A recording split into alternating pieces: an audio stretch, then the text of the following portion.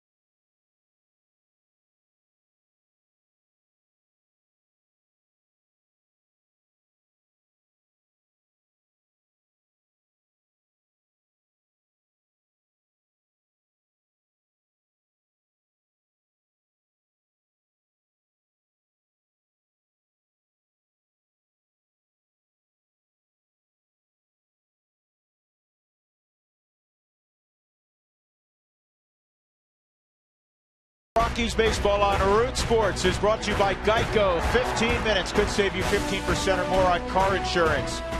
By the Ford F-150, it's not just a pickup truck, it's a Ford F-150. Drive one. By Frost Brewed Coors Light, the world's most refreshing beer. By Wells Fargo. Wells Fargo customers visit wellsfargo.com/Rockies for 2-for-1 club level seats.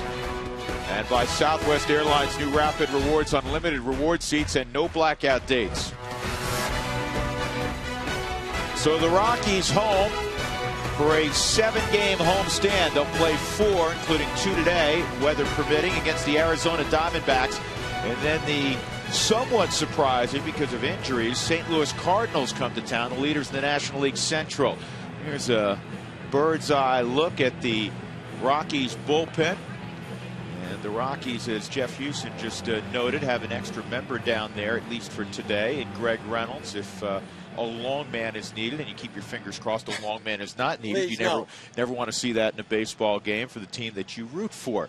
Jeff Houston, today the weather holds off, and it looks like we'll be able to get this thing in, but managers cannot stand these situations, because the last thing you want to have happen is to get 2 or 3 innings into a ball game with a De La Rosa or a Chacin, and all of a sudden the rain comes and you have a 45-minute, hour delay, and then you have to go to the pen. And doubleheaders are difficult enough as it is without having to worry about any sort of weather issues, and that's one thing that managers plan, and they plan again and plan for plan W sometimes.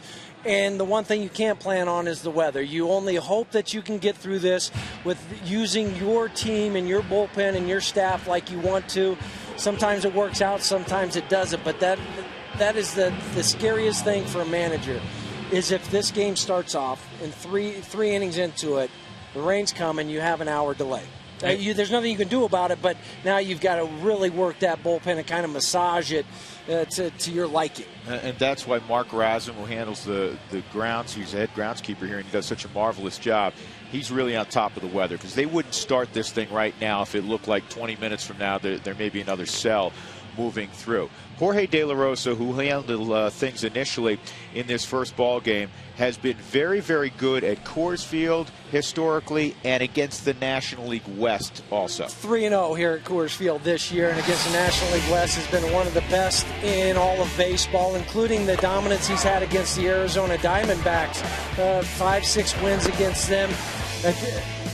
A guy now that understands what it takes to pitch here at Coors Field, that you can't be afraid to throw some of your breaking pitches. You can't be afraid to throw the 12-6 curveball, the split finger, the slider, any of those pitches. If you want to be successful here, he's figured out how to do all of that. You know what I took off that great graphic we just had?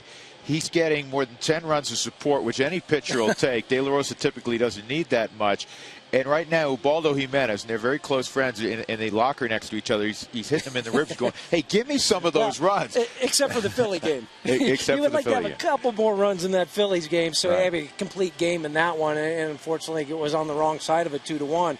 But he does. But he also, sometimes you're going to have a pitcher on any staff that gets a lot of runs. Other pitchers are not going to get any runs. This year it happens to be Jorge's turn where he's getting some runs. Yeah, Ubaldo has the third poorest run support right now in the National League. The Rockies, it doesn't matter who's on the hill.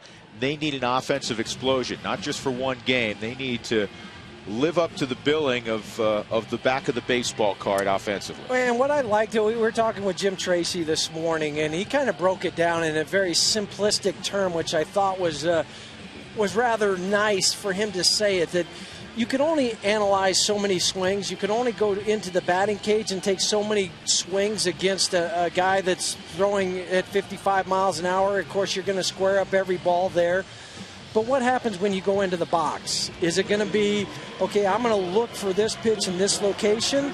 And I think that's where it has to get back to a little bit more. Just simplify the game. See the ball and hit it. I've always told people that you cannot put a good swing on a bad pitch, and I think that's what's been happening some, is they're trying to put a good swing on balls that are down or out of the zone. Well, you made a great point during that morning conversation as we look at the Diamondbacks lineup in a moment with Jim Tracy. The time that most recently that you got Tulo and Cargo going in the same game, they didn't take any BP out on the field. Those two didn't. Everybody else did. They just, you know what, went up, see it, and hit it. Kind of old school.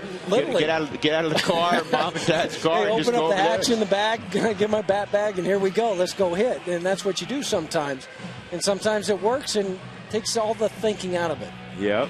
And sometimes you need to do that because this game will eat you up mentally otherwise. Here's the Southwest.com batting order in game one for Kirk Gibson. Willie Bloomquist, who's had a nice year. He's also been on the disabled list a little bit, but he'll lead things off at shortstop. Ryan Roberts had a big year. He's got 7 home runs. Justin Upton, he can hit the ball a mile. Chris Young will bat fourth. Xavier Nady will be at first base. In the original lineup, he was not. Juan Miranda was there.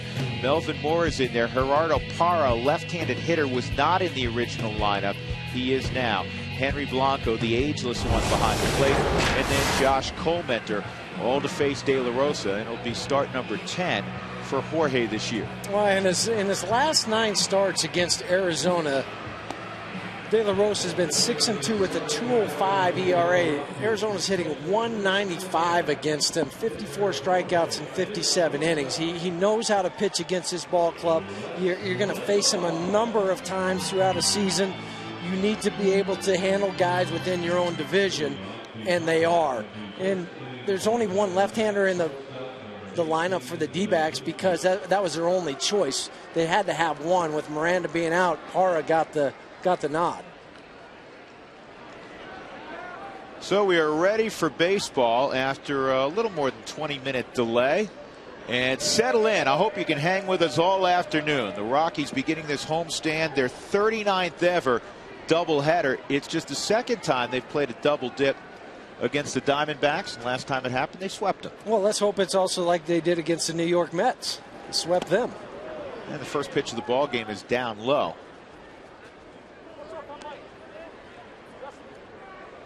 So it officially goes in the book as a 23-minute rain delay if you keep track of such things. Outfield shaded a little bit toward right center field. And that pitch poured over at 91 for a strike.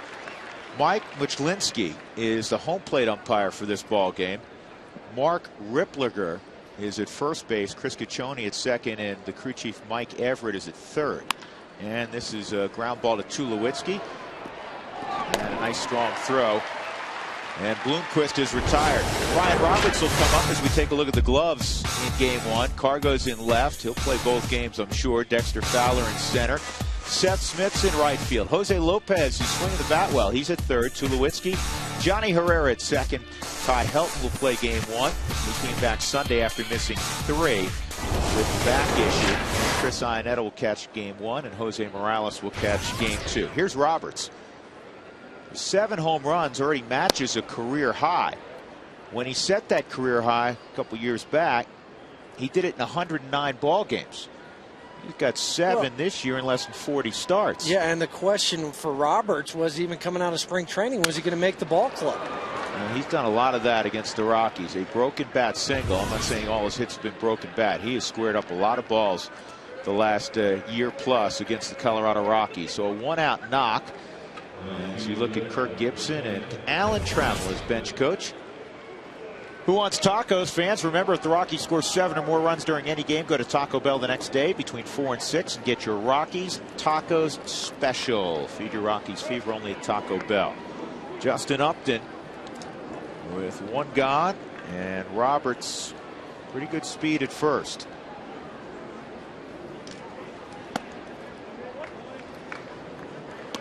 Ball 1 on Upton, who's 0 for his last 15 at the plate.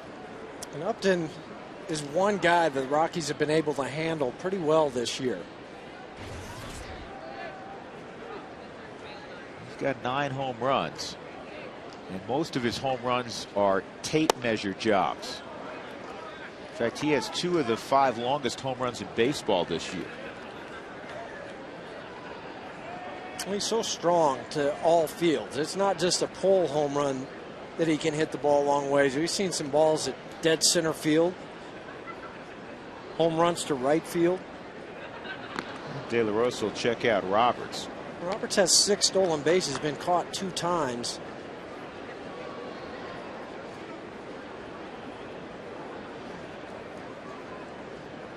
One of those guys, Roberts, just won't be denied.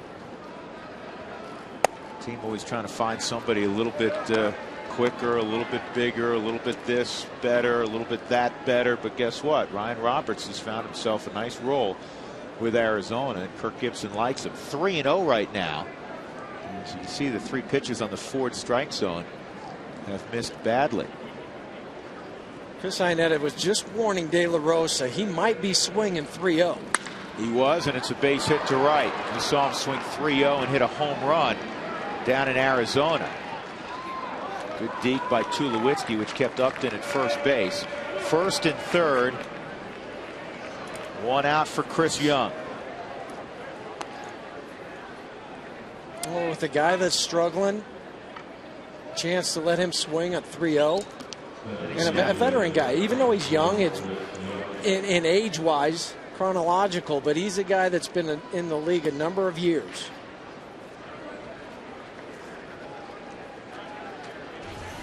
Well, that snapped an 0 for 15 run for Upton, and now Chris Young at the plate. His average is just 2 1/4. Guy that's very difficult to double up, though. Just one grounded into double play and 187 at bats. A guy that will strike out a lot. Yeah, I mean, they got rid of Mark Reynolds. They traded him to Baltimore.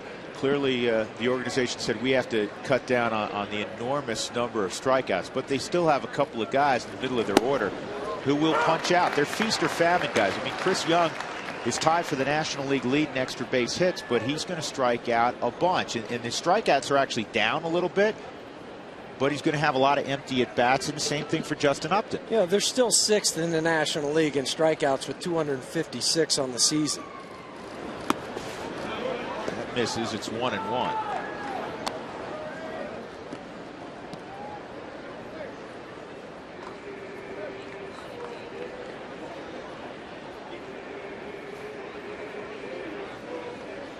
The extra base hit leaders in the National League. Rockies saw enough of Prince Fielder over the weekend.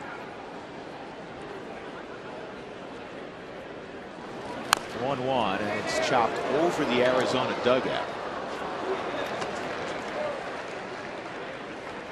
Young's a guy that you really have to change speeds on and change locations. You can't go back to the same spot with the same pitch 2 or 3 different times. You can elevate the fastball on him, but he's also very susceptible to a breaking ball that's down. Worried about Upton moving here? Yes. So's De La Rosa. 1-2 counts. We talk about it all the time, Drew, is a count that base runners like to go on. The other thing is, I was just mentioning, if you're going to throw a breaking pitch, you want to bury it to Chris Young's back foot. Justin Upton understands that. Not going, and a good block by Iannetta. But what was it? It was a breaking pitch down in the dirt inside. This is the hard slider. Fingers were together. Good thing that didn't skip off the plate and it hit the dirt. Because that plate makes it shoot off sometimes in a different direction. It'll skip. Todd was already coming off the bag to get in defensive position. But then Todd also, once he caught it, kind of took a half step back to first base, so there was no balk involved. Look for Upton to take off. He goes, and the pitch is high, no throw. They punch him out. Yep. They punched him out. They checked with Mark Rippliger, and they said that Chris Young went around. You could hear some barking from the Arizona dugout. That's interesting, because Kirk Gibson just walked down the line as if to say something to Mike Everett, who's the crew chief. It's not Mike Everett's call. No, it's the first base umpire. That's right. That's close. That's borderline. Chris did the wise thing, though. Don't throw that ball away. Check to see if he went, because of the jump that Justin Upton got. 2 outs, 2 in scoring position. The fastball's high to Xavier Nady.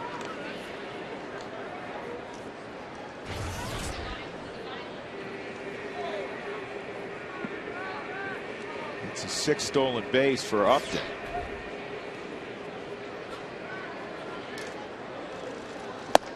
And that pitch is high, 2-0.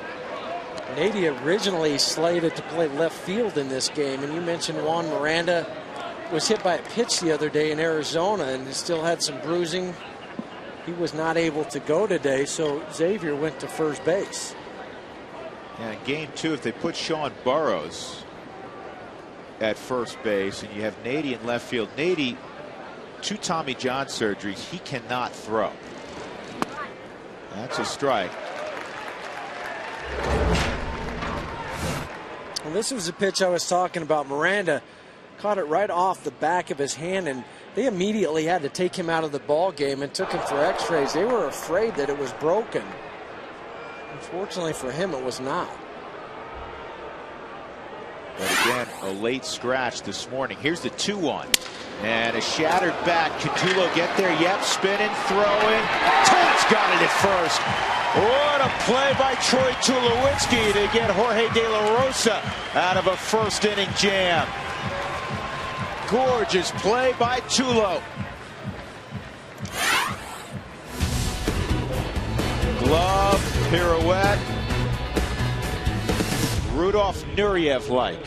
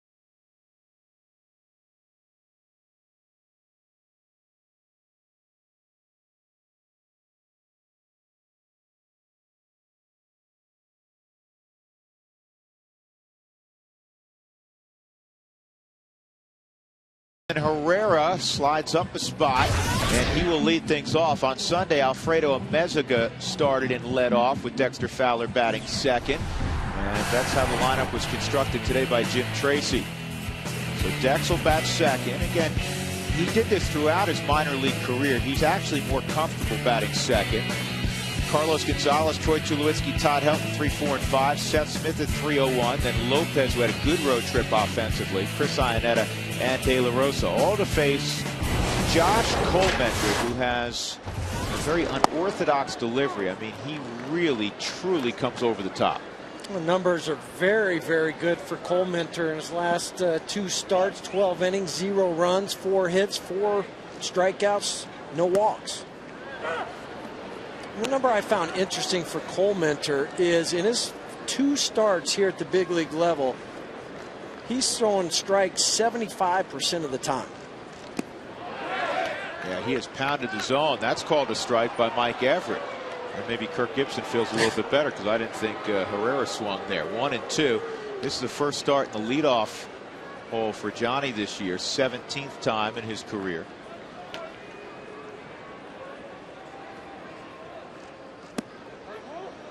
Ooh.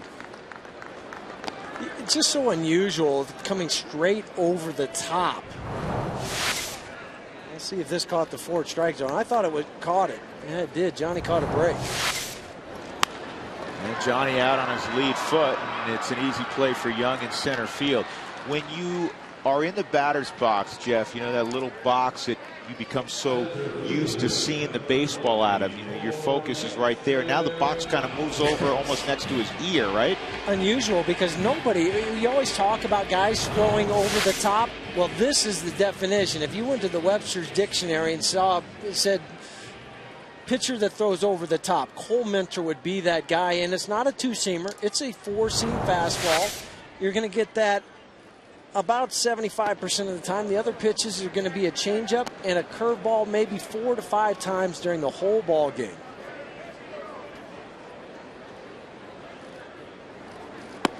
That's a strike. Just 4 hits allowed in his 2 starts, covering 12 innings, no runs. And what you're talking about, Drew, is that he really hides the ball until it comes up right over the top of his head.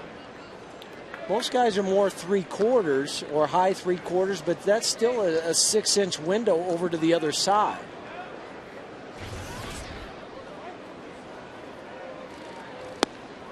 Two and supposedly he learned that delivery from throwing an axe with his brother in the woods in Homer, Michigan. Well, axe throwing's gotten into the big league. Straight over the top axe throwing.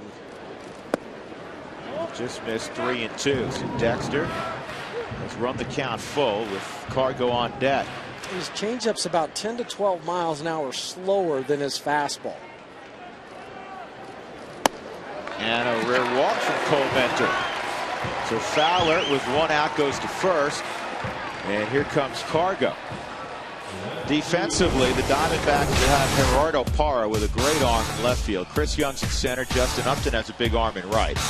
Moore at third, Bloomquist at short, Ryan Roberts and Xavier Nady on the right side, and Henry Blanco is behind the plate. The Rockies have seen a little bit of Cole Mentor. He threw 2 scoreless innings against him back on May the 4th. The only guy to get a hit against him was the guy in the box right now, Carlos Gonzalez, the former Diamondback. Farmhand, I should note. That pitch off the corner, 1-0. Cargo swung the bat well on the road trip. Gonzalez was 5 for 14, a couple of doubles and a home run. He's starting to throw more and more extra base hits out there after struggling in the month of April. He's still nowhere near hot. We all know that. That's a strike, 1-1. And again, if you're looking for 90 plus, you're not going to see it from Coleman. 85 to 90 miles an hour, but sit right at 87, maybe 88. And that's all you're going to get. But he does work both sides of the plate. You think that a guy that throws that soft, comparing him to other big league pitchers, would be afraid to throw inside, but he has to, because that makes his changeup more effective. You know, one of the many issues right now for an offense that has struggled, Rockies have an athletic team, but Dexter Fowler, he was 2 for 8, just 2 stolen bases in 8 attempts, and yeah, that's not good. No, with his speed especially. It's all about the jump for Dexter, though. He's not getting good jumps. This ball's fouled off out of play. And again, Dexter's one of those guys right now, underway. I mean, that's why anytime he hits the ball in the gap or down the line, it's almost always a triple because he flies. But in terms of getting going from a standing stop, if you will, or first start, it hasn't translated yet in terms of stolen bases. See if he's moving here. 1-2. Not going. And Cargo breaks his bat, and it's a floater to right. Upton's going to get there. The ball just kept going. Yeah, you're kind of hoping, obviously, it would drop in front of Upton. It did hang up there for a long time. 2 gone. Tulowitzki will come up. We'll meet the most interesting man in the world, Vinny Castilla on Rockies All Access. Take a look back at Vinny's career at the Rockies. Now he continued playing in Mexico until the age of 43. And before he steps on the field with the current Rockies, see how he arrives to the ballpark in style. He has a lot of options to arrive to the ballpark in style, trust me. It's one of our favorite guys, Vinny Castilla. Rockies All Access Thursday night at 5. Tulowitzki grounded into a double play the lone time he saw Cole Mentor. Have you ever seen Vinny without a smile on his face? Almost never. He was in Modesto doing a little scouting and taking a look at some of the Rockies' young players. The California League, high Class A. What a treat for those kids to be able to see Vinny and talk to him and get some perspective from him. Yep.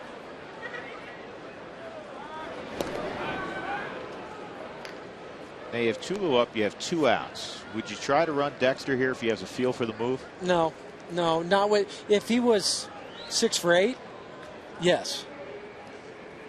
Not 2 for 8 though.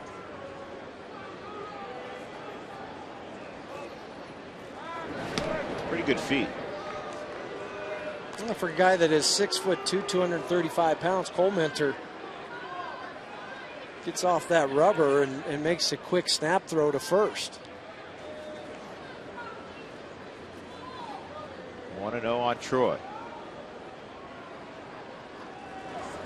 This ball ripped to left. Parra is going to make the catch, though.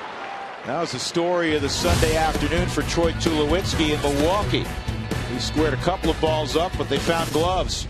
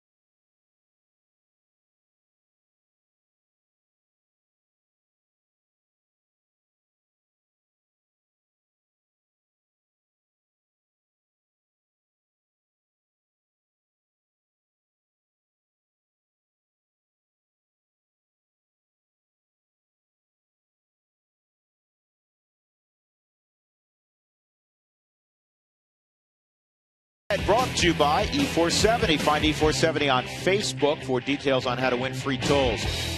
Rockies are playing a double dip with Arizona today, tomorrow, and Thursday night as well. And then the Cardinals of Matt Holliday and Albert Pujols come to town.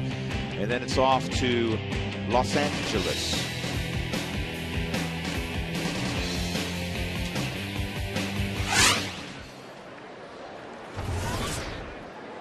Melvin Mora will lead off against De La Rosa in the second.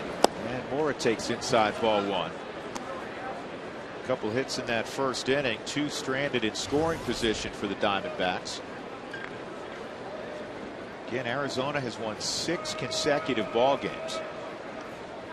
8 of 9. That's off the plate, 2-0. And they're at 500, 23 and 23 for just the 21st time in their last 370 games that they could say they're at 500 or better. They've had 2 miserable seasons back to back. Last time, in fact, they won 6 in a row. You have to go back 3 years. Pitching is what done it. Those 8 of those last 9 you're talking about, the starting rotation, 268, the pin 242 ERA. Not only that, because of their resurgence over the last 10 days. At the start of today, the Rockies trailed the Giants, who've been playing very well, by 3.5 games, and there's Arizona just a half game back. I think a lot of people would have thought that they would have been flip-flopped with San Diego. He just missed, and it's a full count on Melvin Mora.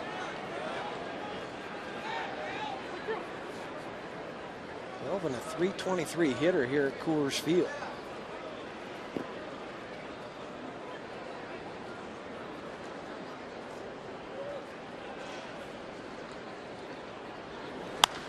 And he popped him up right around the pitcher's mound. Tulowitzki will cruise in, 1 out. Let's check in with Alana Rizzo. Hey, Alana. Hey guys, thanks very much. As I said earlier, we are playing a game today called Name That Matt. There are 4 Matts in the Rockies bullpen. Here is your first question so you can guess. You have a 25% chance of getting this right. In the 2008 final game of the regular season in 2008, this Matt picked up a save versus the New York Mets. He was also the last guy to throw a pitch, the final pitch at Shea Stadium. Guys, think about that one for a little bit. I'm glad she told us what our odds were. Can I give the answer? He's got to be one of our Matts, right? Yeah, that's the game. It's not going to be like Matt Keogh from 1978. No. Okay.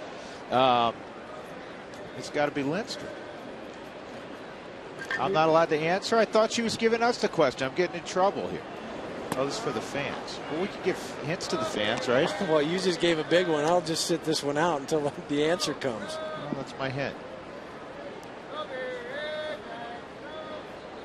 So I guess you could play it like the game show. You can go with Drew's answer or pick one of your own. Call a friend. Lifeline.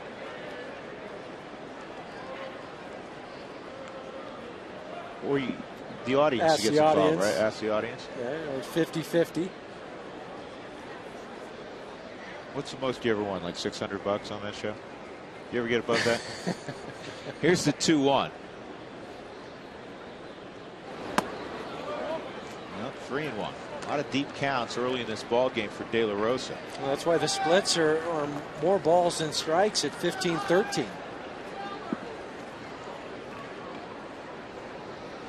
Gerardo Parra at the plate. And ball 4 on Parra. And, you know, for De La Rosa, that's the one guy you really want to get. He's the only lefty in the lineup. Lefties have 4 hits against him all year. You kind of think of left on left for De La Rosa as an automatic out.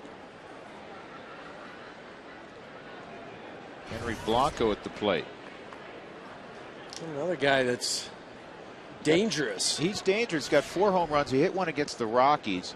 And when he's done it, he's kind of ambushed guys. You know, here's the first pitch fastball, trying to get ahead.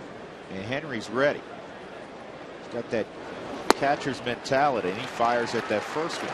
But that's why they threw a changeup, 83 miles an hour, to your point, Drew, that don't go up there just thinking, okay, he's hitting number 8. I'm gonna lay that fastball in there to get ahead of him. Henry's a veteran guy. And being the backstop, being the catcher, he understands pitching patterns. And he also understands what you were discussing, that the philosophy of the 8-hole hitters flipped the lineup over. And so people think, all right, he's going to be more patient, that sort of thing. And we've seen him do just the opposite. De La Rosa and Iannetta were on the same page. Change up again, 1 ball, 1 strike.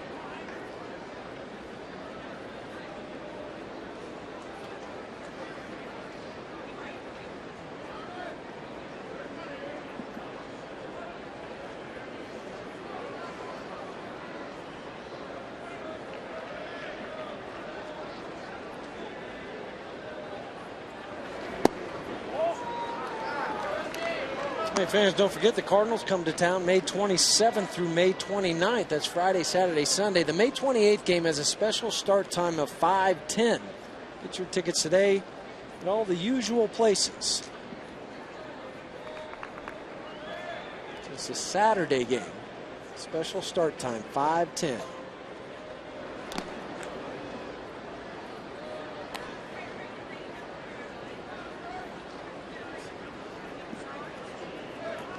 Parra at first base does have 4 stolen bases. He has not been caught this season. Pulled foul. 1 ball, 2 strikes. Excuse me, 2 balls and 2 strikes. In a 4-pitch sequence, 3 changeups and 1 heater. There's a baseball to take home. Yeah, stand up. Show everybody.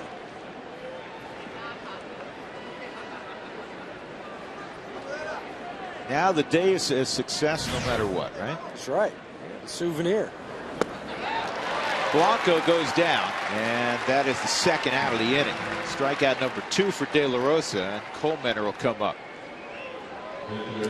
Coming up in the 6th inning, Toyota talk. Text Toyota followed by a space, and then your comments to 720-720.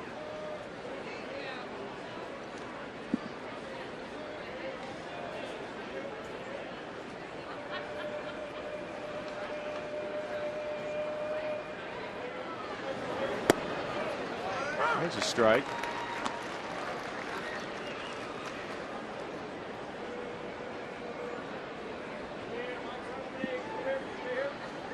And you could also say for his career, too. Not just 9 games, he's 1 for 5 in his career. 0-1, 0-2. Well, Coleman has kind of a funky delivery, right? We could ask folks today on Toyota Talk the funkiest deliveries they remember from watching ball games live and on the tube over the years. I like that. Strike 3, threw him a hook. Coleman is dismissed in the inning. Gerardo Parra left at first after walking. Middle of 2, no score. Helton, Smith, and Lopez.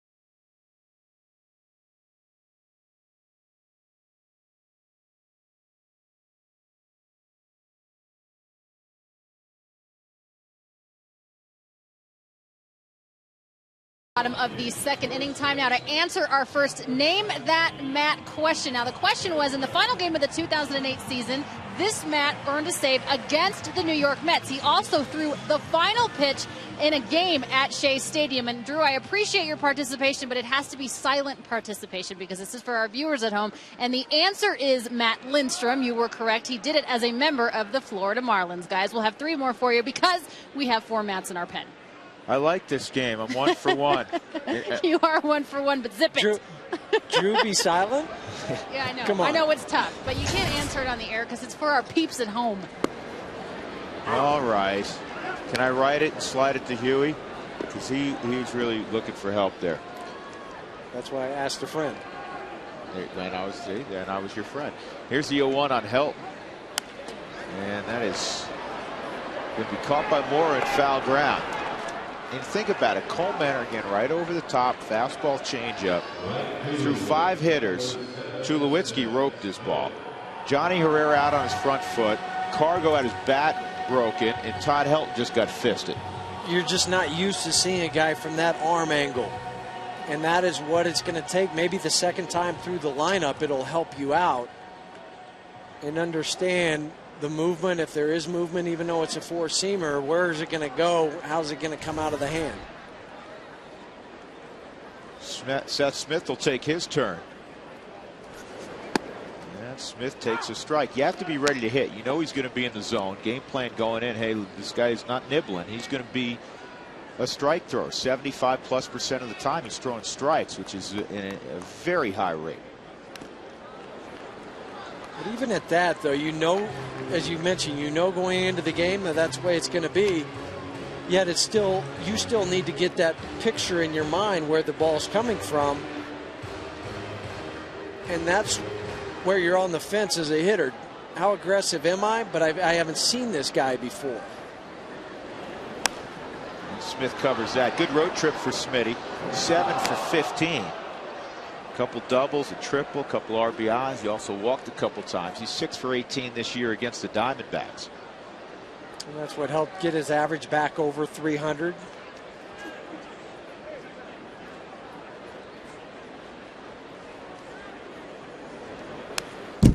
You know, if you look up and down the Rockies lineup,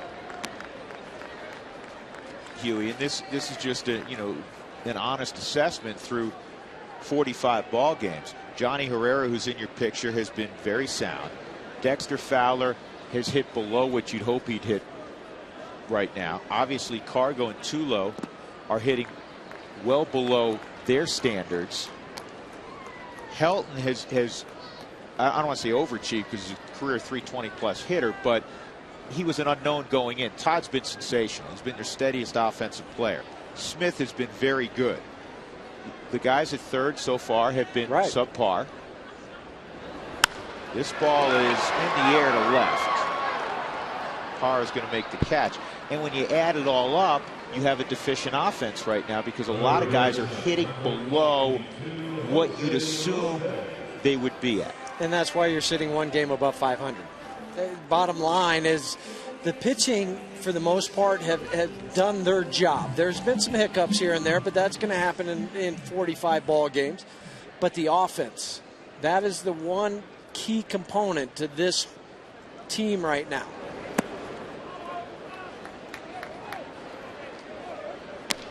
The inability for 4 or 5 guys to get hot at the same time. And Jim Tracy talking about this in his office today. Here's the 1-0 to Lopez. That, you know, you could talk about. There's been, as you said, some bullpen hiccups, especially here in May. The 3 blown saves, which nobody had ever seen in that ball game in Milwaukee. You never think the Rockies, when you throw out fewest hits in the National League, the Rockies are never going to be part of that graphic, right? Well, they are now. He said no matter how you spin it, how you look at this club, it keeps coming back to the offense. When you're hitting 250-ish as a ball club, or 240, 250 at home, 230 out on the road. I mean, this is a club last year that hit almost 300 at home. Sure. And by the way, folks, coming into today, there's a lot of baseball left. We all understand that. They're 11-10 right now at Coors Field. Here's the 2-2 to Lopez. And an easy ground ball to second. So Comenter, at least through the first 2 innings, is doing the same thing he did to the Dodgers, the same thing he did to the Atlanta Braves, getting a lot of mishit baseballs. We'll go to the third, no score.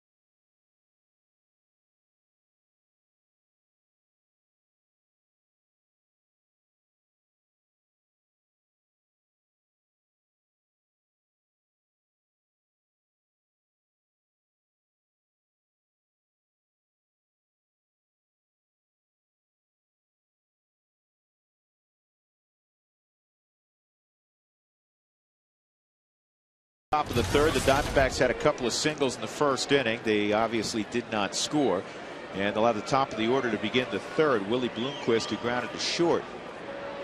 Jorge De La Rosa on the mound for the Rockies, opposed by Josh Colmenter. In game one, there'll be a ball game starting at 6:40 tonight as well. Day-night doubleheader. You know, the Diamondbacks, this kind of surprised me. They've only played 12 doubleheaders in their history, and people at home saying, well, obviously Goodman, they don't get rained out down in Phoenix because they have a roof over their heads when they need to close the roof. That was my first thought. Yeah, I understand that, but still, you know, all the bad weather one faces, particularly in the Midwest, going back east, spring showers, you'd have thought they'd play more than one, less than one a year. Yeah, maybe the unbalanced schedule has something to do with that, where you play more games within your division. So two's popped up. Helton putting his hands out. Johnny always there to help, because as we've discussed many times, Todd really doesn't like pop flies, and he usually looks up in the air and says, Johnny, not I got it. There's no win today. Right. There's a good sky to try to pick out the baseball from. And Johnny was going to take it from him. He was going to help out his buddy there. Todd had the bigger glove. It's like one of those first baseman gloves resemble the gloves that hockey goaltenders use. Here's Ryan Roberts. He had a broken bat single to center his first time. Fastball's high, ball one. Ryan Roberts now 6 for 17 in his career off of De La Rosa.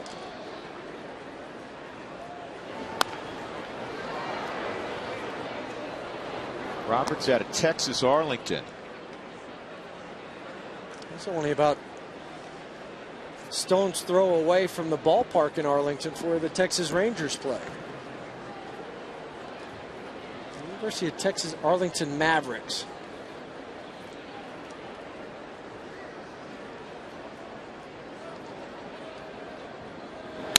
And another broken bat, base hit for Roberts. Gonzalez has a long run. Roberts runs well. It's going to be a double.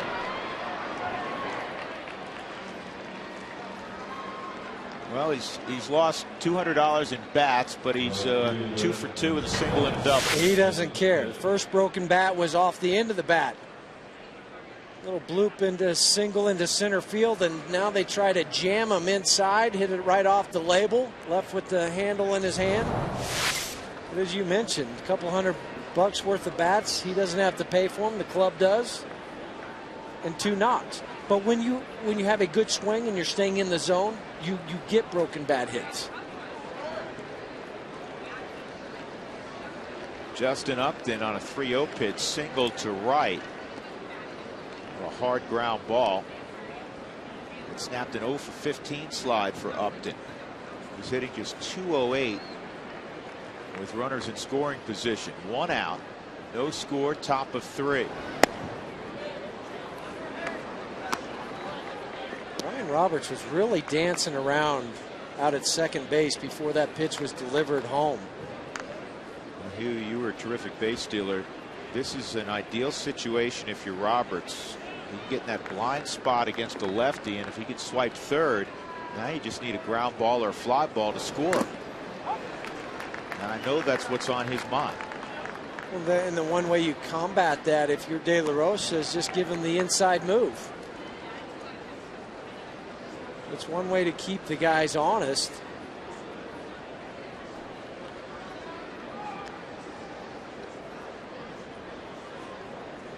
Jonathan Herrera is about as close as he can be to second base without giving up too much of the hole in between first and second. There's the inside move. But now if I'm Roberts, I look to go this pitch. Because very rarely will you see a pitcher do back-to-back inside moves.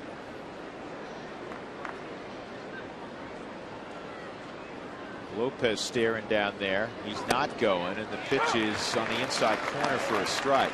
That's a big pitch right there. That old swing pitch. 1-1 goes to 1-2 instead of 2-1, favoring the hitter. Well, and also the ability to throw a slider in that count on a 1-1 to lock up the hitter. And now you put Upton in a more defensive position. See if he throws a changeup here. Nope, he went back to the slider. Took it too far in, 2-2.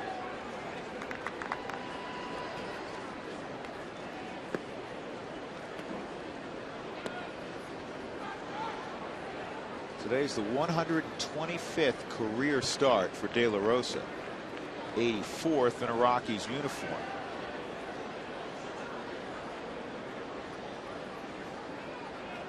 After bouncing around, he has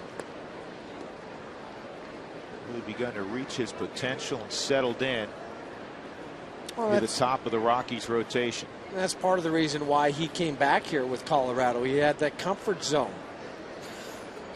There goes Roberts, and it's fouled off.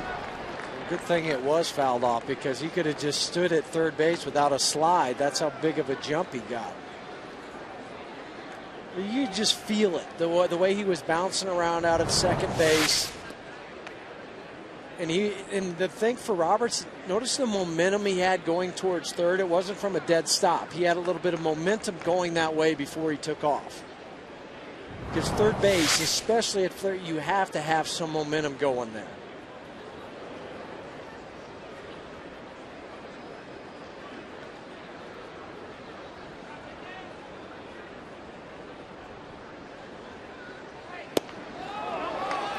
Off the outside corner, 3-2.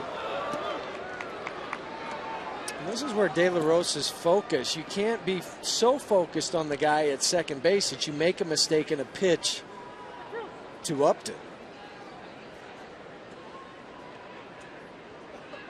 If you dance around and ends up stealing third base, that's okay, but don't make it a two-run shot.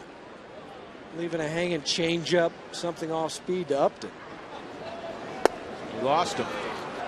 And now there are two runners on, one out for Chris Young. This situation's very familiar to De La Rosa. It's what he dealt with in the first inning and had to work out of. Windshield damage, call Safelite Auto Glass 303-287-5000 or go to safelight.com. Second walk allowed by De La Rosa. And he's already thrown 50 pitches in this baseball game with one out in the third. Chris Young called out on a check swing in the first inning, and then Xavier Nady was thrown out on a fine play by Tulowitzki to put that first inning down with two runners in scoring position.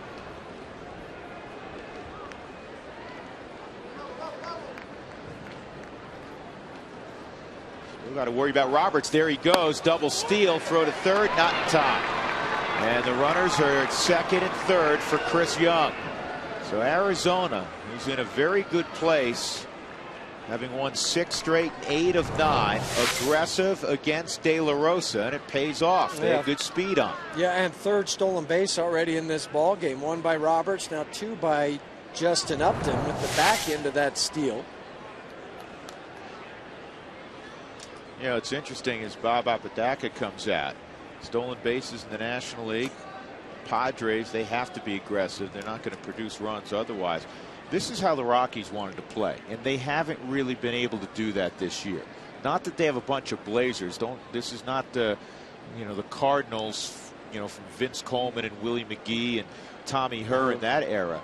But the Rockies feel athletically it's one of their strong suits in that they have a number of guys who can get 10 to 15 bags, but that has not played out either. No, but the other side of the coin is if you're not getting that leadoff guy on where you can do things like that, you're always playing with 1 out, 2 outs. It makes it a little bit more difficult to be aggressive.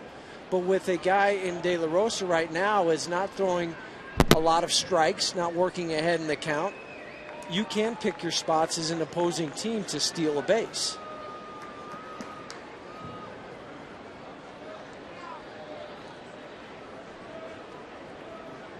Young 5 for 26 lifetime against De La Rosa. Ground ball foul. He does own a pair of home runs against De La.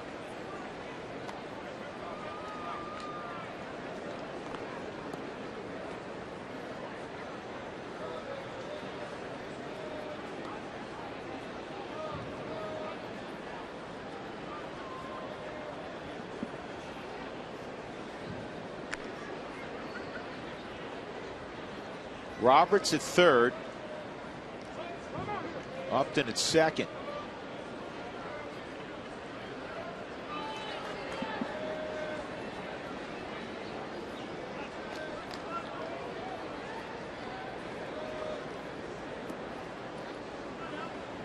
Just can't get on the same page. Let's see if they're going to call out a trainer to see if Jorge is okay. That's exactly what's happening. Duggar. I saw Chris Iannetta look over to the dugout and ask for the trainer.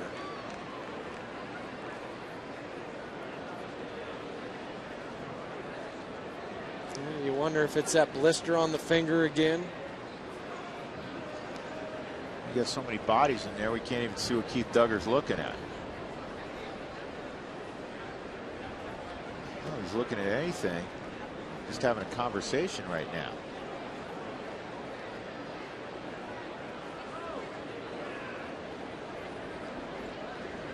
He's going to throw a couple pitches to see how it is. But again, I didn't see Keith look specifically at the finger, did you? No, I really couldn't tell what he was looking at. I just know that Chris saw something that wasn't quite right. Well, I know he grimaced right there when he threw that pitch. His fastball velocity, not considerably, but it's been down a tick in this game. Normally he'll sit 93 to 95, and he's been 90, 92. I don't know if that's indicative of anything. And you know what? That's going to be it. De La Rosa's done. No idea what it is. Greg Reynolds is going to have to come into this baseball game in the third inning. He was just brought to the big leagues again on Sunday. He's going to make a start on Saturday against the St. Louis Cardinals, and he's been summoned now. So the Rockies' issues continue to grow. De La Rosa has to walk off the mound in the third inning. The last thing you wanted to see. That's exactly what we talked about in the open, where you can plan for so many different things as a manager, but the one thing you can't plan for is rain or some sort of injury. And we'll find out, obviously, and pass it along. It's still very unclear as to what is bothering him. And it's going to take Greg a little bit to get ready. It's not like he thought that there's a chance that I could go in this inning. It might be a pinch hitter. He's already started getting loose. So now he's going to have as many throws as he wants to make sure that he's ready to go. He was scratched from his starting assignment Saturday night, so he hasn't thrown, at least in a game, in 8 days. And again, scheduled to start on Saturday against the Cardinals, but he'll be in the ball game when we come back. No score, top of 3, 2 on, 1 out for the Arizona.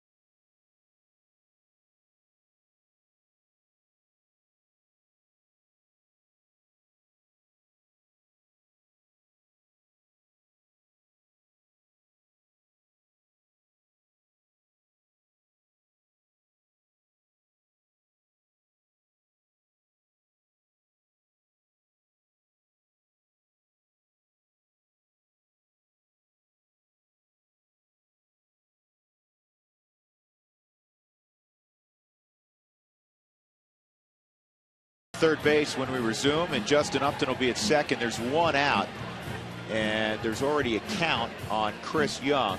And moments ago, Jorge De La Rosa had to leave the ball game. We're not sure as to why. Drew Goodman upstairs with Jeff Houston. So Greg Reynolds will take over.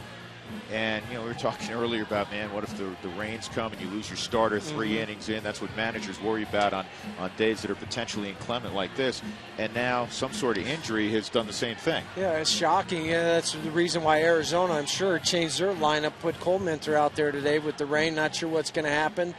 And now Greg Reynolds has to be that guy that's going to have to go out there and eat up a ton of innings here. And he obviously got ready very quickly because he threw a handful of warm-up pitches and he's ready to go. Here's last time he started in a Rockies uniform. It's a couple of starts this year.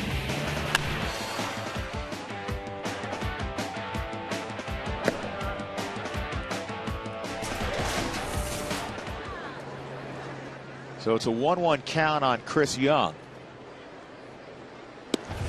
And the pitch misses down low. 2-1. He's a ground ball pitcher when things are going well. Greg Reynolds is going to throw a sinker primarily. 3-1 and 6 starts down in the Springs. Only 11 walks in 34 innings, so he has to be able to pound that strike zone. And it's 3-1. Well, it's not the worst thing if he ends up walking Chris Young, guy. Yeah. Now you set up the double play and the force at any base. And you got a guy who can't hit into a double play, and Nady are on deck, and Nady on deck, and that's why they're going to go ahead now and intentionally put on Chris Young.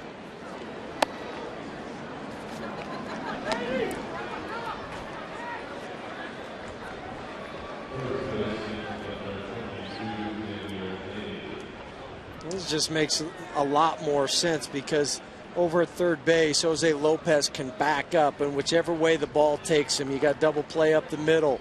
Todd's playing back over at first base, and so now the holes are a lot smaller in the infield, and you're just looking for that ground ball to get you out of this inning, to get you in the dugout.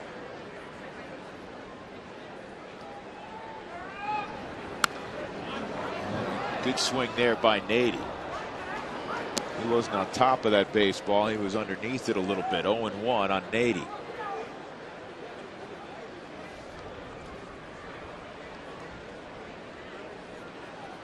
Initially, Kirk Gibson kind of had a three-headed monster at first with Juan Miranda, Xavier Nady, and Russell Branyan. Well, they just released Russell Branyan. Miranda's going to get most of the time there. Nady a little bit in left field and occasionally at first. Good block, 1-1. Well, I think they really had to see what they had in Miranda. Just run him out there a lot, and he's not in this game because we showed you earlier he has a hurt hand after getting hit by a pitch.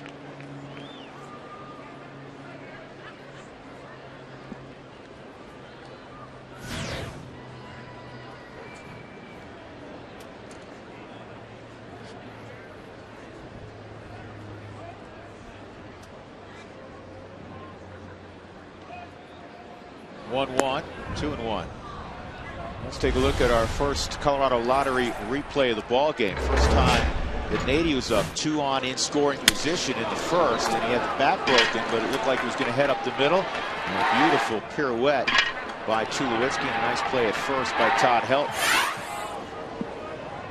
Don't throw away your non-winning scratch tickets. Replay them in a second chance drawing at ColoradoLottery.com. Got to make a pitch here. You don't want to go to 3-1. You have to get a sinker down in the zone. Do not leave it up.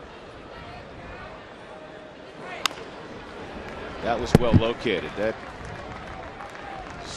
boring in on the hands. 2-2, and Ioneta's going to come out and discuss this with Greg Reynolds, former second pick in the entire draft by the Rockies out of Stanford. Well, what he's asking him now, do you feel comfortable if you want to throw a breaking pitch? The first 2 that he's thrown, he's buried into the dirt. You don't want to fall behind 3-2. So you say you feel more comfortable with the hard sinker, or do you feel like you can make that pitch right now to get him out onto his front foot?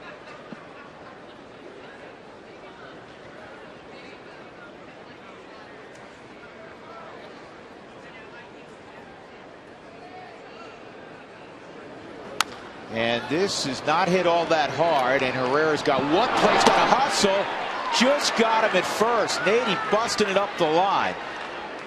Chris Young runs well, and after that second hop, Herrera wanted to go to Tulowitzki. It wasn't available, and I'm telling you what, he was bang, bang at first. An RBI for Nady. It's 1-0 Arizona. Well, good for Xavier Nady to run hard all the way, but Johnny double clutched, and I'm not sure why, because Todd was at the bag. It wasn't like he had to wait for Todd to get there. I thought he was safe. You know that? Let's look on the Ultramo. Well, and maybe from the stretch from Todd that was able to get this. What do you think? I don't know. That was pretty close. But it goes back. If Xavier Nady would have hit the bag in the first instead of on top of it, I think well, boy, that's the old line in the backyard. Tie goes to the runner. Goes to the runner. This time the tie goes to the fielder. But do you see where his Melvin foot Moore hit? at the plate. His foot hit right on top of the bag instead of the front part of the bag. This ball, a bullet to Tulowitzki under his glove, and 2 runs are going to come around. Melvin Moore drives in 2. We'll see how it's scored. And the Diamondbacks now have a 3-0 lead. Boy, that is a costly play right there. He wasn't hit exceedingly hard. I mean, he was hit pretty well, but it wasn't a rocket. No, but Troy tried to play it off to the side. You had the runner going in front of you. If you take another half step and get over there and take it off the chest, you still have time to throw out Melvin Mora.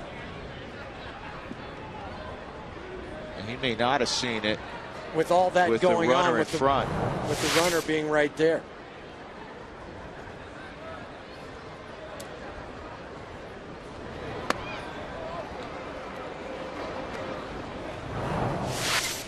And with the runner kind of freezing you as a infielder, the reaction from Troy is he did not see that.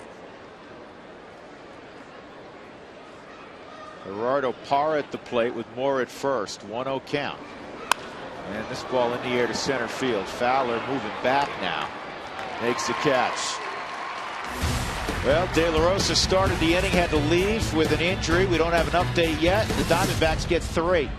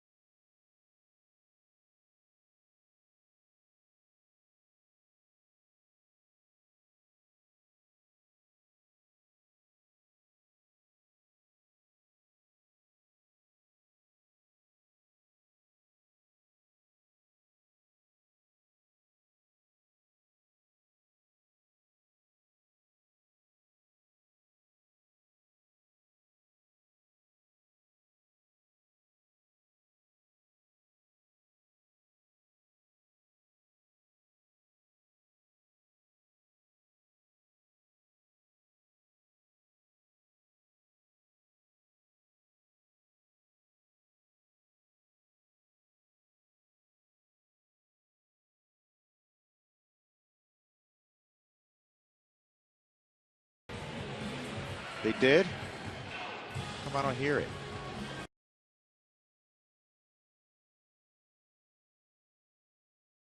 Base hit. So it's a 2-run single from Mora. He's got 13 RBIs now, and Arizona has a 3-0 lead. When was the last scheduled doubleheader in the majors? Scheduled doubleheader.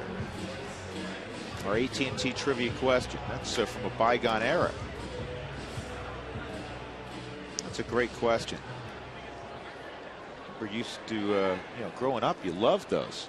Twilight doubleheader. I remember going to a Mets Pirates twilight doubleheader when I was a kid with my dad. First game at 5:35. 5:30. The first game. First game. Late night. Yeah, 8 o'clock, 8:30 starts back east when I first came up. Sure. You brought your pajamas to the clubhouse, right? Changed right into them after the ball game. Here's the 1-0 on Iannetta, and it's fouled off. Well, the Rockies are going to have to battle from behind as they hit here in the bottom of the third. They're down 3-0. They're down their starting pitcher, De La Rosa, and they have one base runner against Colementor. That came on a Dexter Fowler walk. That's a strike. Yeah, I had 14 scoreless innings for Colementor to start his career as a starter. And as a reliever, he only gave up 2 runs, and now is in 1 outing against the Mets. Other than that, he was spotless coming out of the pen. And that's why his ERA is below .69.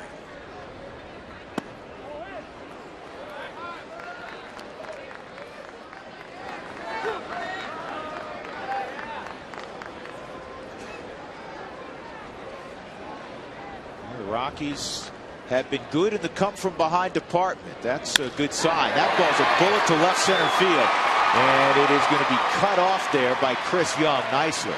And he holds Iannetta to a single.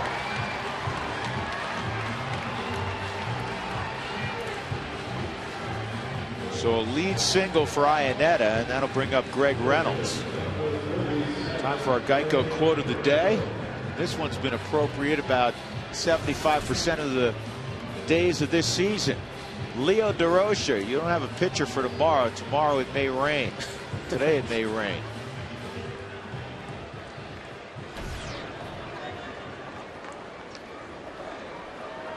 Greg Reynolds at the plate. That's why you always try to win today's ball game, because you're not sure what's going to happen tomorrow.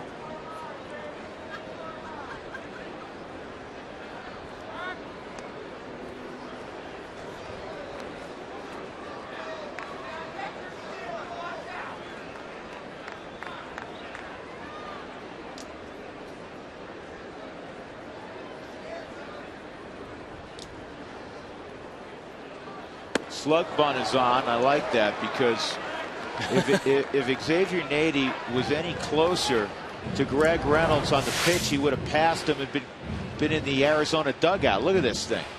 That's why you do it, to keep those guys not only for this time but for the next bunt that you're going to try to lay down. Now Nady's sitting there going, okay, is he going to do it again? I can't charge quite so hard, because Reynolds wants to bunt the ball over towards first base. He's coming hard again, and the bunt. That hit him. He's out. Hit him in the batter's box. If you have any part of the body still in the batter's box when the ball contacts you, you are not out. And that was the indication of Mike Mashlinsky, the home plate umpire. This will give us a great look. He's still in the box, fortunately, when that ball came up and hit him in the hand. 2-strike count on Reynolds. Quest high speed pitch. Colementor doesn't throw hard. De La Rosa's gone, and he threw his hardest fastball at 93. Brought to you by the new Quest 5-year price lock promise. Visit quest.com/promise for details. And that's a good looking bunt. Blanco puts up his hand to throw to the second baseman Roberts for the out. And Iannetta to second on the sacrifice. Johnny Herrera will get his second look at Colementor. 26 sacrifice bunts now for the Rockies, trailing only the Cardinals.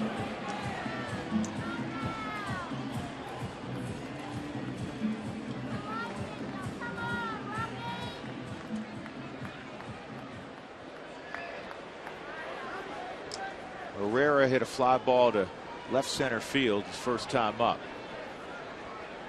He's out front on a changeup a little bit. His body was out front, kept the hands back, but kind of popped it up. Here's the first pitch outside.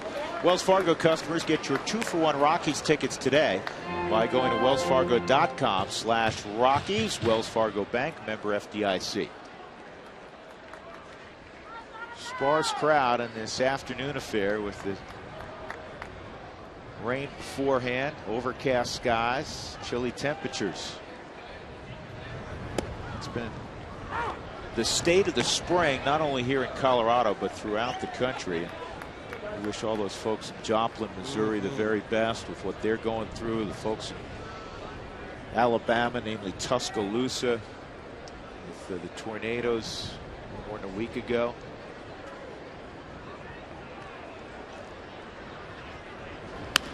And a ground ball to second. Roberts will throw at Herrera. Iannetta crosses to third with 2 outs, and that'll bring up Fowler.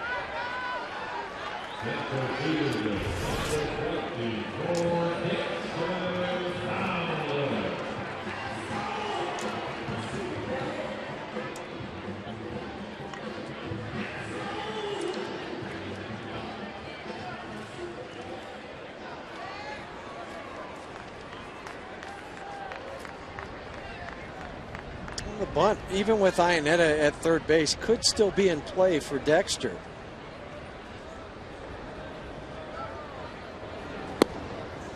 Strike one. Dexter tried to bunt on Sunday after having tripled and lined out in the ball game. And in that particular situation, and they want Dexter to bunt more, but Jim Trace said, you know, he's a young player who's still learning. In that particular situation, I wanted to see him swing the bat. With the swings that he was taking against Randy Wolf, for sure. That's what he was thinking. You just tripled the right center field the time before. How about trying to hit another ball in the gap to have first and third?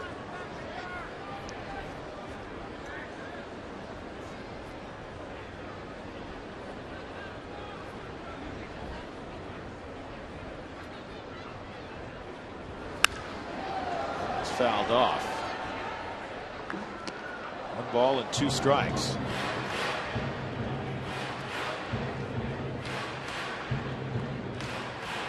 Five-year-old Josh Colmenter from Homer, Michigan. Born there and still lives there. 15th round pick in 2007. He won a lot of ball games in the minor leagues in a short period of time. 40 and 27. Here's the 1-2.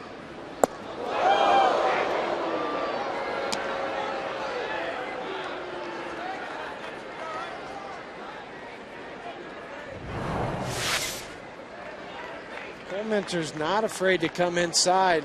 Wanted to come in, but that was up and by Dexter's head.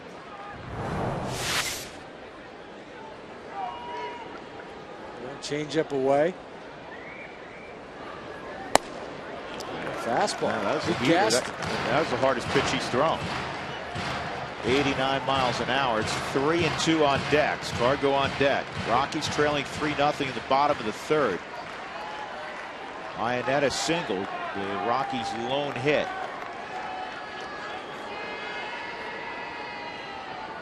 Big gap right up the middle if Dexter stays in the middle of the field. Now tip held by Henry Blanco. That's all for Colorado in the third. 3-0 Diamondbacks.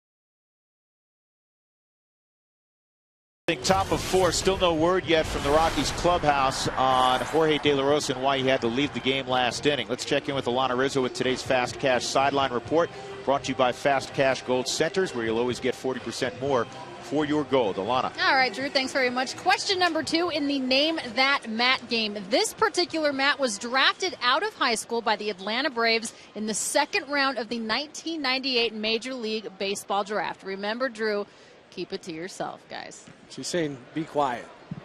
Oh, I know the answer. Don't. Stop. This is Alana's fun time. Henry Blanco at the plate. I like this. Alana, it's a nice little diversion, huh? 3-0 Arizona on 4 hits. They got all 3 runs on just 2 hits last inning. And all 2 of the 3 runs charged to De La Rosa. So De La Rosa goes 2 1/3. Gives up 2 runs on 3 hits, walked 2, struck out 3. Greg Reynolds in relief. Here's the 0-2 on Blanco. Fastball away. De La Rosa ended up throwing 52 pitches in those 2 1/3 innings, 28 for strikes.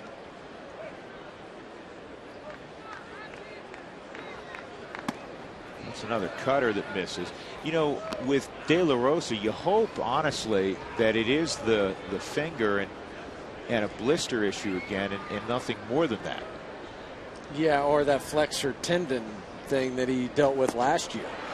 Breaking ball, and he strikes out Blanco.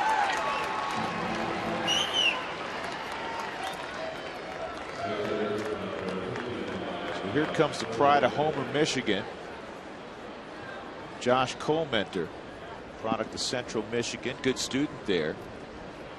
He's not only a first-team All-MAC player, pitcher of the year in the MAC, but he was an academic All-MAC player. Is that the Chippewas? The Central Michigan Chippewas. Made most famous by what basketball player?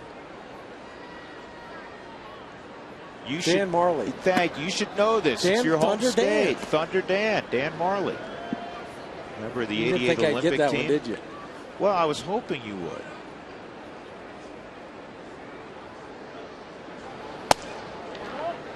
It's a little bit high. 2-1. I know there's a lot of people in Homer right now watching the game at fire station number 9. They have a satellite every time that he's pitching, and everybody gathers there. And guess what? He's got a second big league hit. You better hope there's no fires in Homer. Well, I was going to say it's a 3-alarm. 3-alarm something or other right now in Homer, Michigan. 1-out single for Josh Colmenter. You want to get discounts and scoreboard recognition? You can do that when you bring groups of 25 or more to Coors Field. Call 303 Rockies for more information.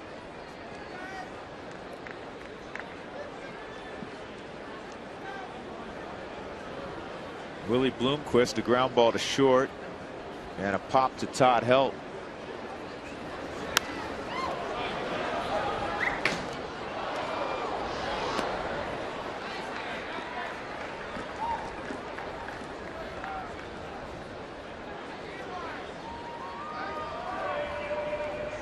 Bloomquist is the only product of Arizona State University that has played for the Arizona Diamondbacks, big league level. That's pretty shocking. That is surprising.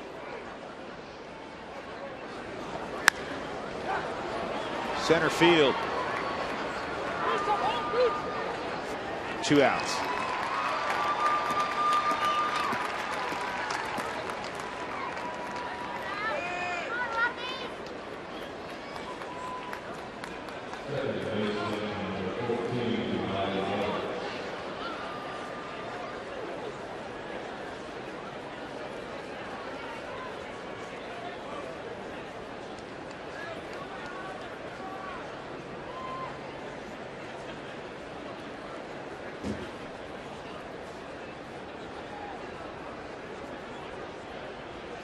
Roberts a single and a double in the game.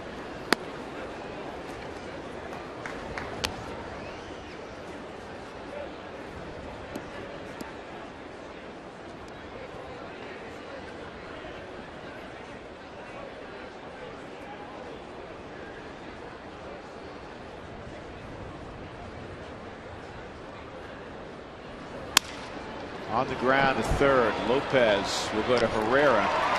And the Diamondbacks are done in the fourth. 3-0 Arizona as we go to the bottom half of inning number 4. Cargo, Tulowitzki, and Helton.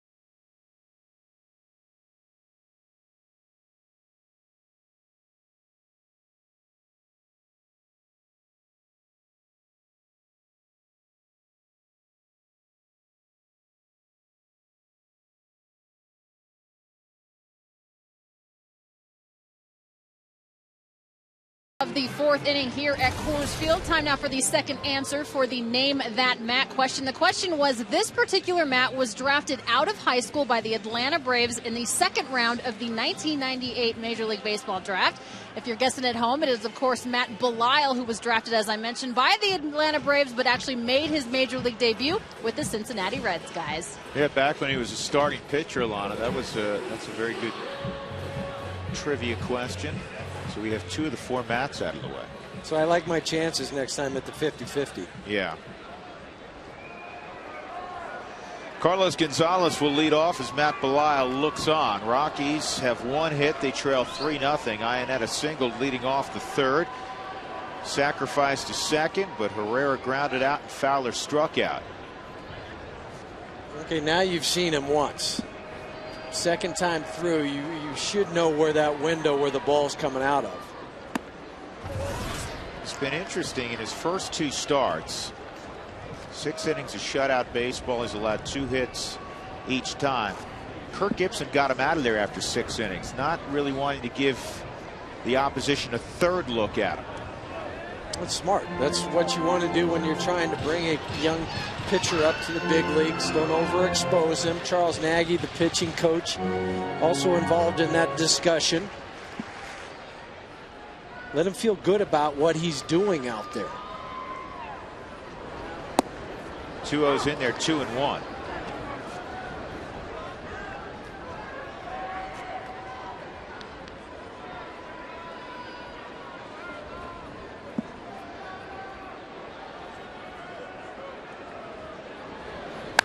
High and deep right field. Take a good look. You won't see it for long. Off the facade of the second deck. Rockies are on the board.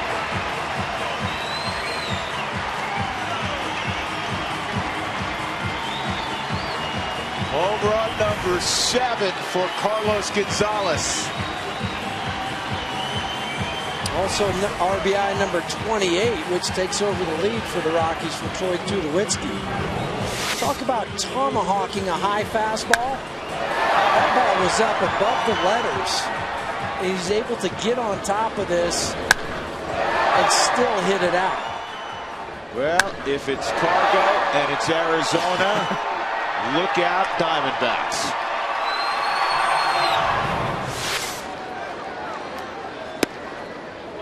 Tulowitzki takes ball 1. The ultra mo on this swing from Cargo. Now, how many guys can get up on a fastball that's right about up at your shoulders. Not too many. 2-0 on Tulowitzki, who hit a line shot laser to deep left his first time up. A little pony has a smile on his face. He hit that ball a long way. He is showing signs more and more, starting to get locked in. The only question with that one was how far was it going to go? And would it go into the second deck? Ended up hitting off the facade. Only far but high.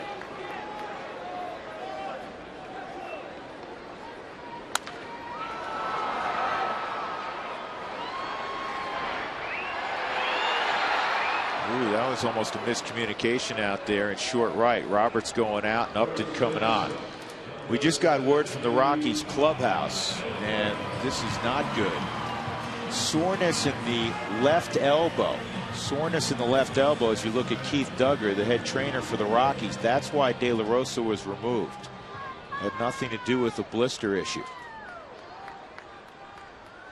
I'm sure an MRI will be scheduled either today or tomorrow to see what kind of soreness or what it looks like. 1-0 on Helton.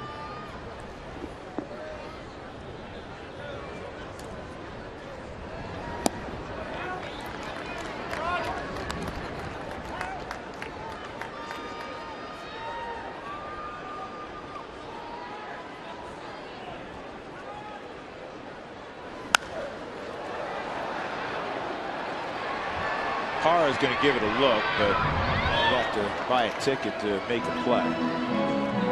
AT&T trivia question. We asked you an inning ago. You've had enough time to ponder it. When was the last scheduled doubleheader in the majors? What do you think? 25 years ago? 30. Oh, how about this? June 8, 1996. Oakland at Minnesota in the Metrodome. The A's have a scheduled doubleheader on the 16th against the Angels. I didn't know that. Did you? This is roped. Oh, what a play at first by Nady. He just robbed Helton. The ball was almost by him when he dove and he caught it back behind him. It was hit that hard.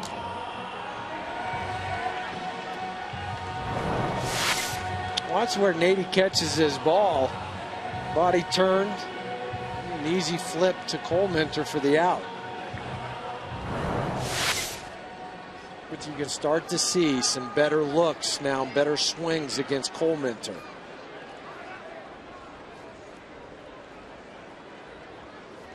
Yeah, good point. 3-1 Arizona. Smith at the plate, and he takes a strike.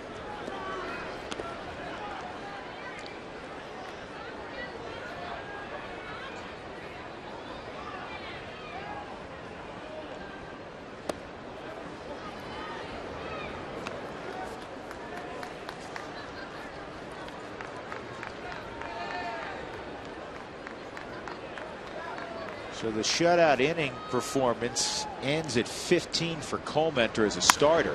This ball's hit a long way to left center field. Parra going back. He's going to leap, and it's over the wall. A home run for Seth Smith, and it's 3-2.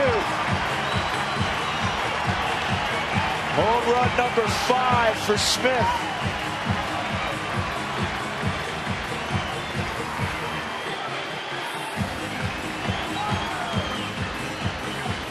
Sure sounded like it had the distance coming off the bat, but with the heavy air, was it going to be able to travel far enough? And Parra is going back, thinking he might have a play on this, and just runs out of real estate.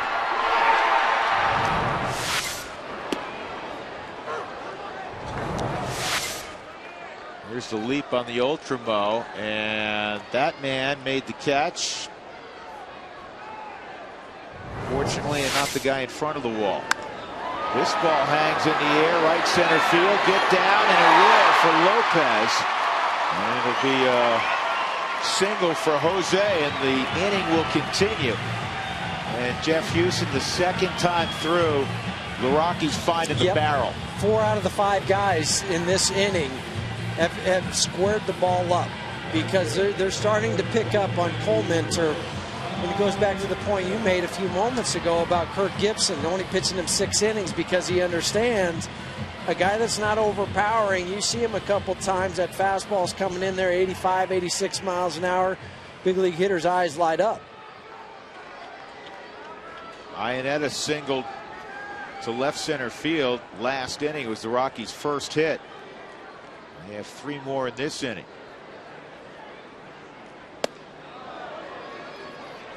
The other thing, too, is he's falling behind a little bit more. He's starting to get hit, started to get a little tentative with where he's pitching the ball.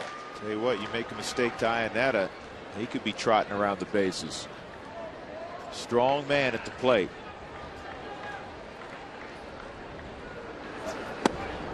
One ball, 1 strike.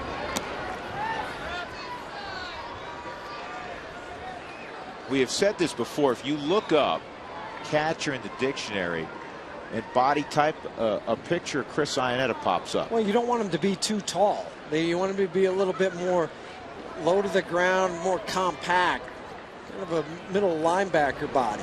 That's what he's got. I mean, he's shade over 6 foot, maybe, and he's 235 pounds. I mean, his back probably got one of those 58-inch sport jackets. Remember earlier this year when Justin Upton ran into him at home plate? They didn't go anywhere. No, that was a fun collision. It was like 2 big Rams butting heads, but Chris did not budge at all.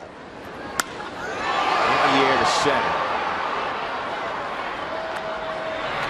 Young makes the catch, but the Rockies have narrowed the gap. Carlos Gonzalez got it going. He hammers one off the facade of the second deck. That was the Rockies' first run, and then Seth Smith went opposite field on Colmenter. It's a 3-2 ball game as we move to the 5th.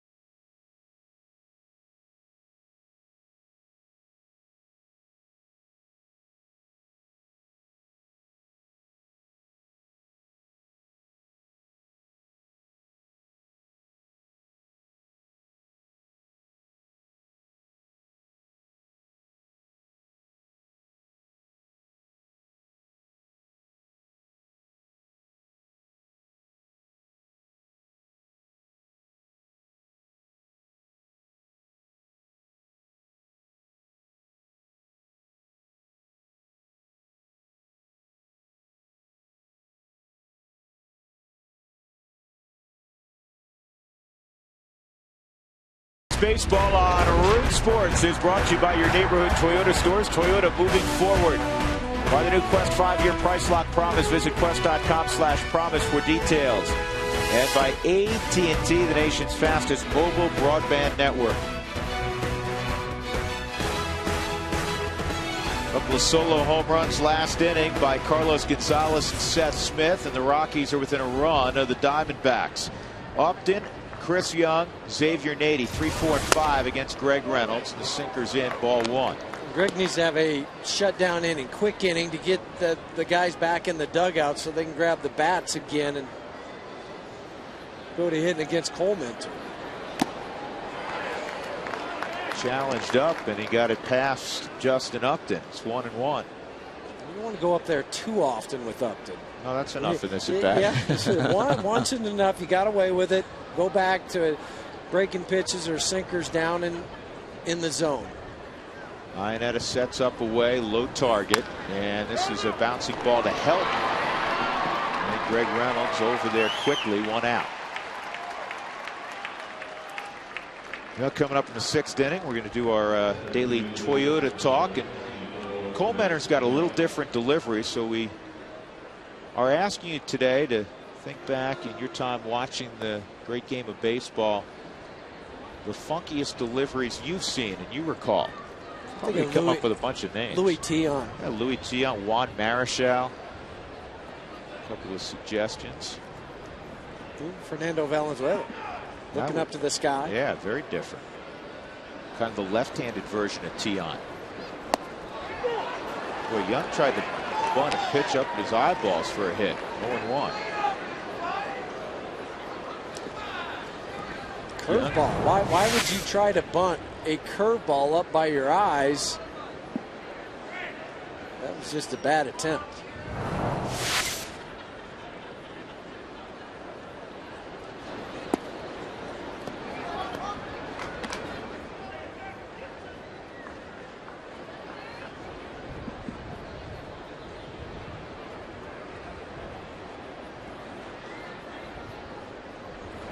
Hey, Huey, tell me if you feel differently, but for me, when a middle of the order guy, one-run game right now, looks to bunt in the 5th inning against a guy that's not overpowering, he either is not seeing the ball well at all.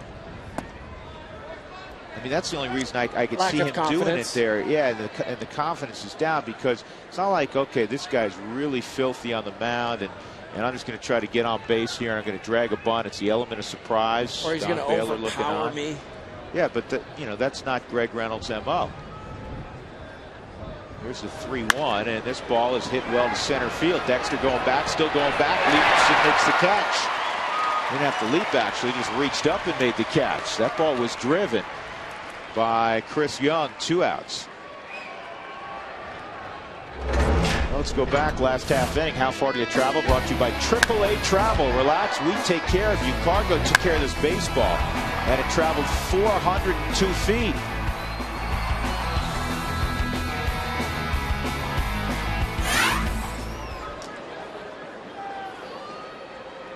Xavier Nady at the plate with 2 outs and nobody on. That pitch just off the outside corner. Ball 1. Again, Greg Reynolds in relief of Jorge De La Rosa. De La Rosa went 2 1/3, had to leave in the middle of an at-bat.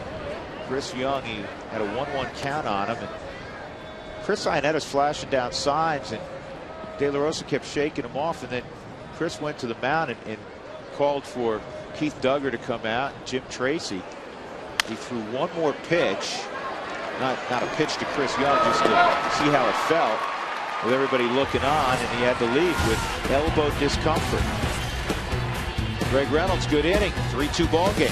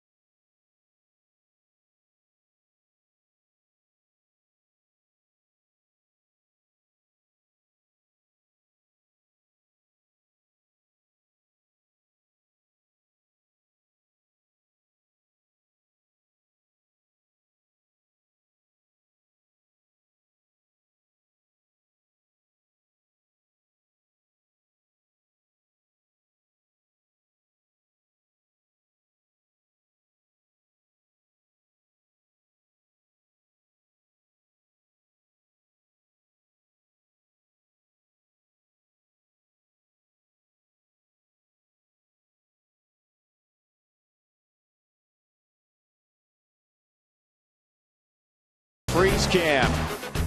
First inning, 2 outs. Ball trying to get up the middle. Hit by Xavier Nady. Beautiful spinning play by Troy Tulowitzki.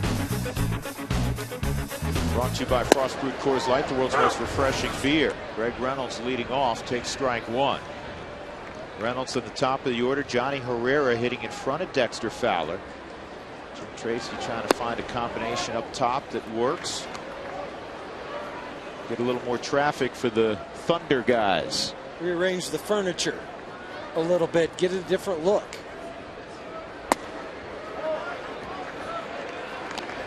Jim Tracy emphatic this morning with members of the media. He said, we will find the right combination. This is not going to be a search till September. He goes, we're going to get this thing right. Well, they have to. Bottom line, it's just a difference in philosophy. Now they expect to win. They've got to figure out whatever that combination may be. This ball sliced foul. And again, the mantra of the spring, the mantra of the season from Jim Tracy, and he's not, would never back away from it. He wants everybody in that clubhouse to embrace it. Everybody in the organization has embraced it. He said, we've been good. We've been in the playoffs 2 of the last 4 years. He said, we're going to challenge this organization to be great. We're going to challenge those 25 guys in the clubhouse. We know you're good. It's time to be great. I like that as a player, though. Go ahead and challenge me, because that's what professional athletes, guys that compete, that's what they want. Greg Reynolds hits this ball pretty well. Chris Young in right center field will chase it down.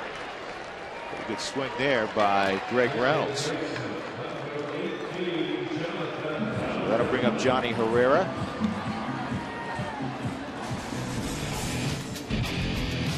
Well, we can let you know everything you need to know on the Rockies with Red Alerts. Text the word alerts to 720-720 to get Rockies updates straight to your phone, like who the starting pitcher is perhaps that night, or your favorite players in the lineup.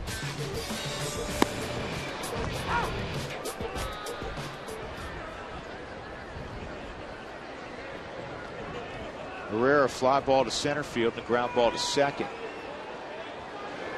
And Johnny pulls it underneath Xavier Nady.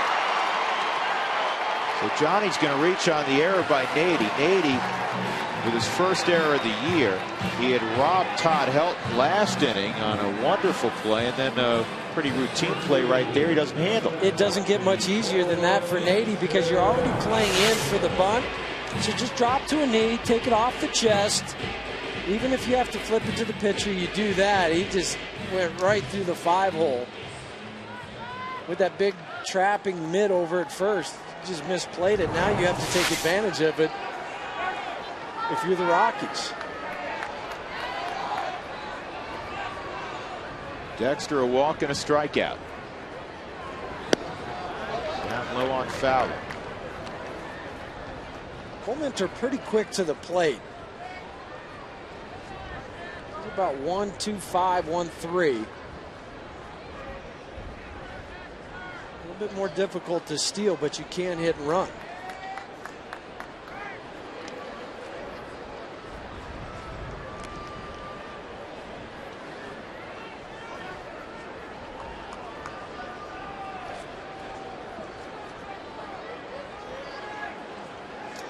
Herrera 4 out of 6 when he does try to steal.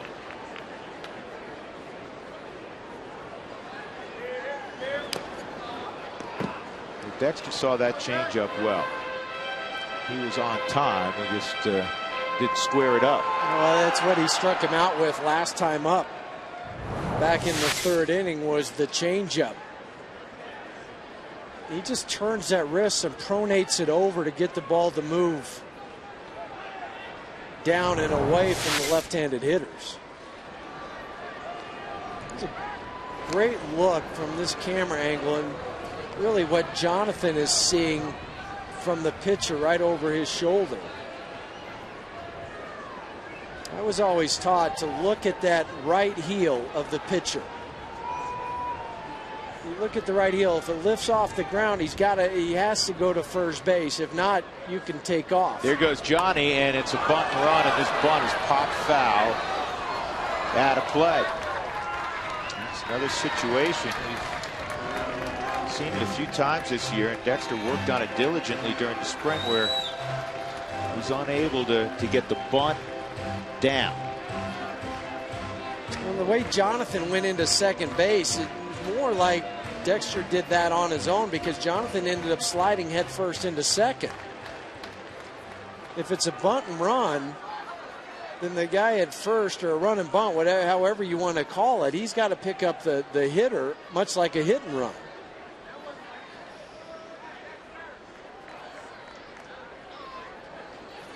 One-two pitch out.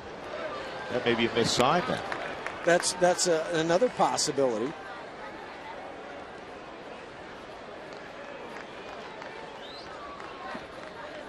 And you don't know which way. I mean, it could have been missigned at the plate, but you know, it's so many different things could have been interpreted.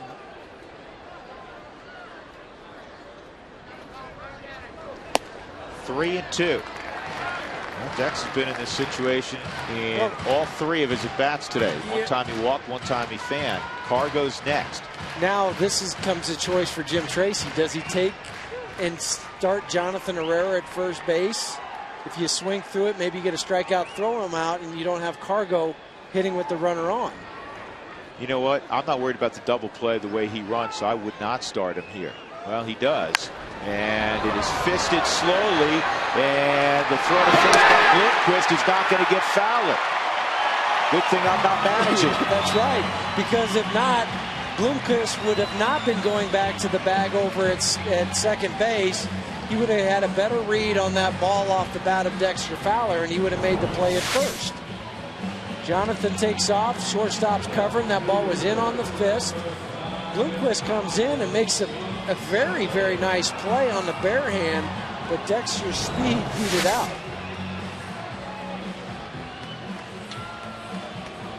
And here comes Charles Nagy out to the mound. Gonzalez with two aboard and one out. Rockies with an opportunity to move out in front of Arizona. Right man perhaps at the right time. Scores like cold hard blast. Last at bat for Gonzalez.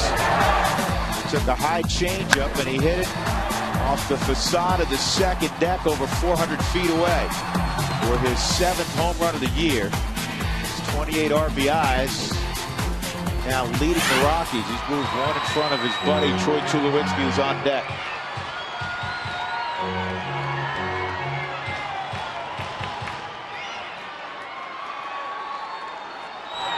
Nick DeLeo's in the bullpen throwing. He was up earlier in the year. Just recalled when Sam Demmel today was placed on the disabled list.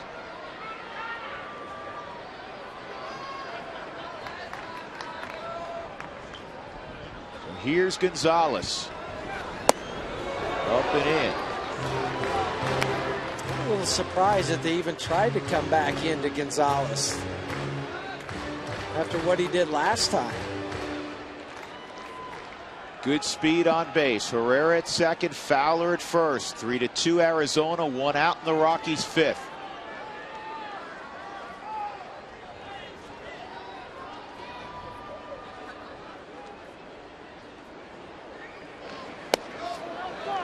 That misses. 2-0. Patience exhibited by Gonzalez. His numbers are solid with runners in scoring position at 275. But now he has to be even more patient, Drew, where don't expand the zone. This young man is in trouble. Look for an area about the size of a cup, and that's where you're going to try to hit it. A 10 cup, not much bigger than that. Don't expand the zone. He did, and it's 3-0.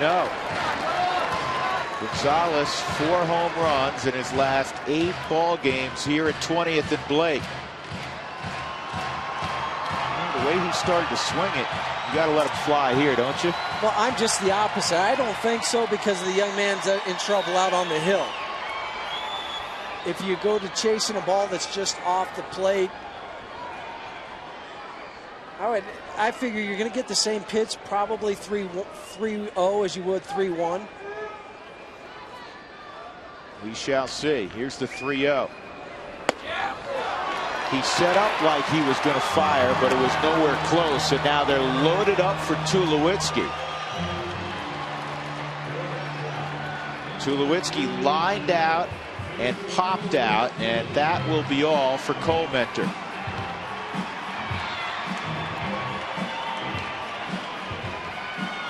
So Tulowitzki will walk back toward the Rockies dugout and wait on the pitching change.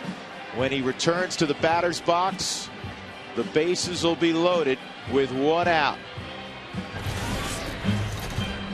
3-2 Arizona.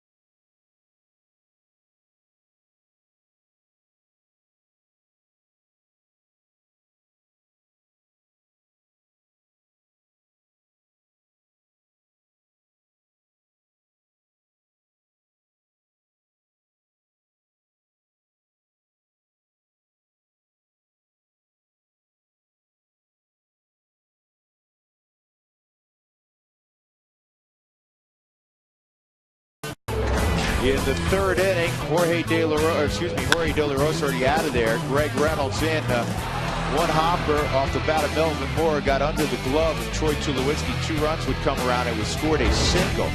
The Rockies would battle back in the 4th. Carlos Gonzalez hit one out. That made it 3-1. And then a couple of hitters later, Seth Smith came to bat, and he would hit one out to left center field. That's where we stand, 3-2. Cam Nicolaio. I erroneously said Nicolaio a moment ago. I apologize to Cam and his family. Cam Nicolaio, the 6'9" right-hander out of Wolf Point, Montana, makes his home in Bozeman now. Back to the big leagues today, and he's in a pickle. Bases loaded, and all-star Troy Tulowitzki is at the plate with one out. High ball 1. Tulo this year 1 for 4 with the bases loaded. He's still looking for his first base hit against the Arizona Diamondbacks this year. That's shocking. He's 0 for 23. Great time to bust out with a big one. That's a shocking stat. 2-0. And I'll tell you what makes it even more shocking. First of all, his talent, number 1. That he's 0 for 23 against anybody. But the 2 ballparks that you're going to participate in, Coors Field and Chase Field, great hitters' yards. Yeah, 0 for 9 to start the season here at Coors Field, the first week of the season, first weekend. Boy, he was on that fastball. 2-0, 90-mile-an-hour heater right down the middle. Nicolaio, more of a traditional guy. Higher 3/4, not over the top like we just saw from Colementor. Fastball 89 to 93, but sits right about 90, 91. And then the slider and the changeup. Great speed everywhere. Gonzalez at first. 3-1. And this is exactly what you want if you're Troy Tulowitzki. He has got to come in there. All the pressure in the world is on the shoulders of the 6'9" Nicolaio. And I think that's the key. When you're struggling as an offense in these situations, the pressure's on the pitcher, not on you.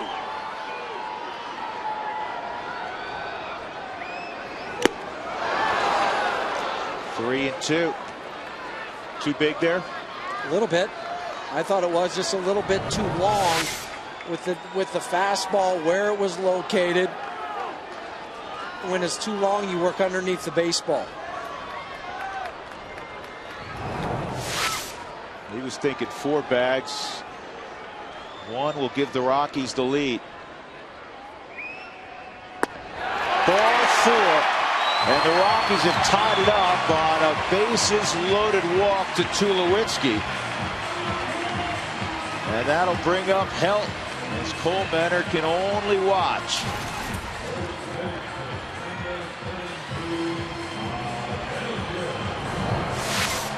Out of the hand, it looked like it was low the whole way, and yes, it was on the 4th strike zone. So here's Helton with the bases jammed.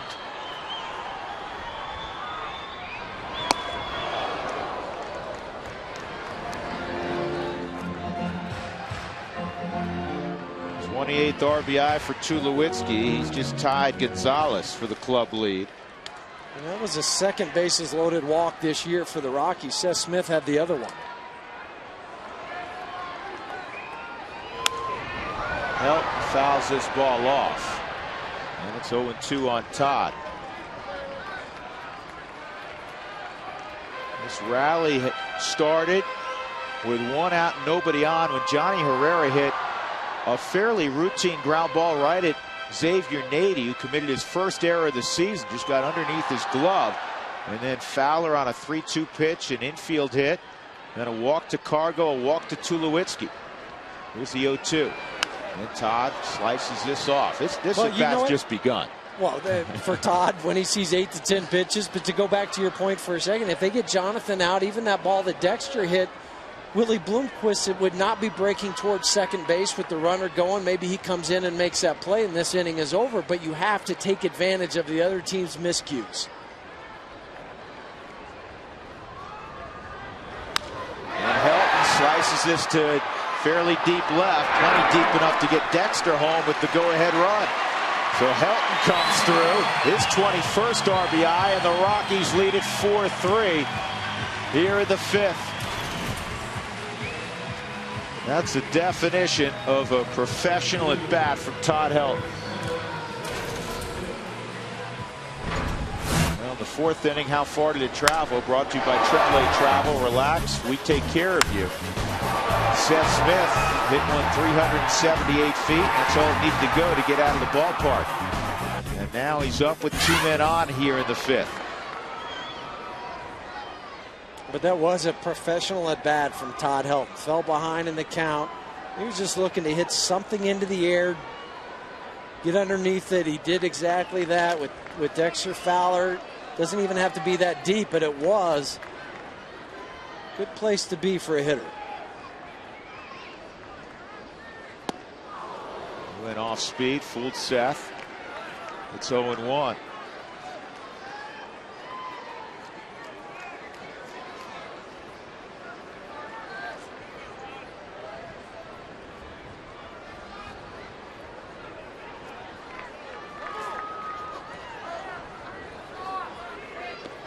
Nicolayo summons Blanco. Well, Carlos has been out at second base for a while now. You can get some signs, get looks out there. They just want to make sure they're on the same page, Nicolayo and Henry Blanco, what sign they're going with. If your windshield's cracked, call Safelite Auto Glass. You know the number by now, 303-287-5000. Safelight.com online. 1 strike count on Smith, 2 outs, 2 on. And this ball ripped to right. Gonzalez will score. The trail runner's Tulowitzki, and he's going to get a stop sign at third on an RBI double by Seth Smith. It's 5-3.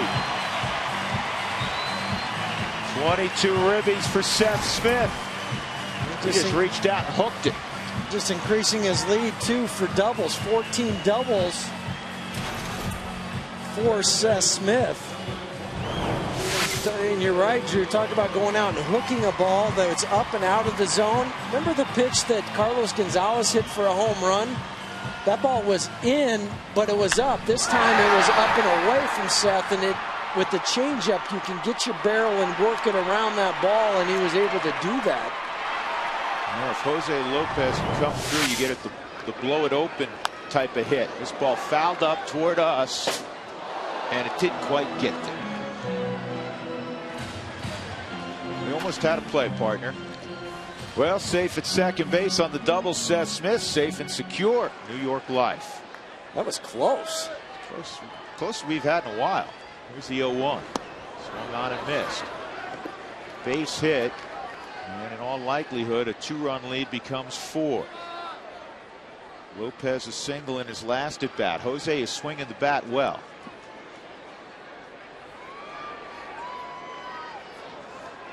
He had 350 out on the road trip. He went. So Lopez throws the bat and helmet away in disgust. Seth Smith gives the Rockies a 2-run advantage. Rockies get 3 in the 5th. They're up 5-3.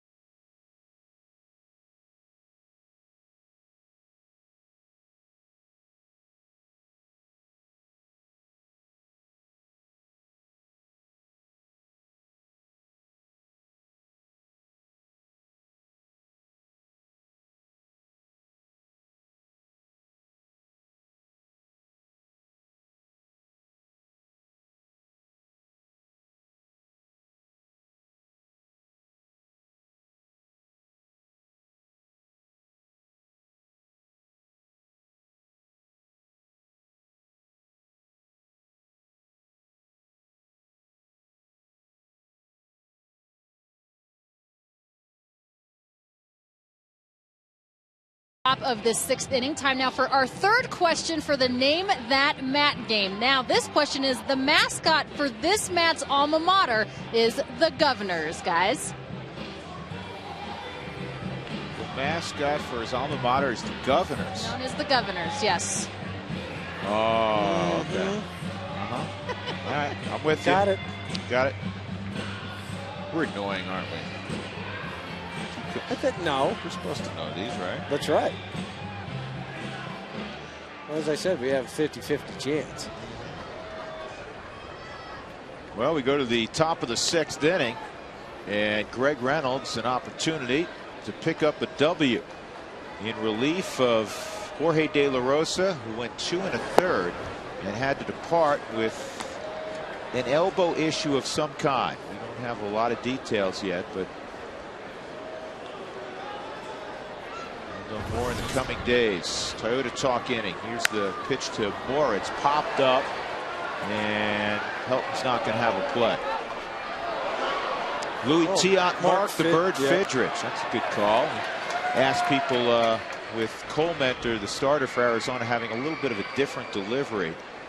Some of the pitchers they recall who had a funky delivery. Hideki Okajima, who just got released by Boston. Yeah, they picked up Franklin Morales.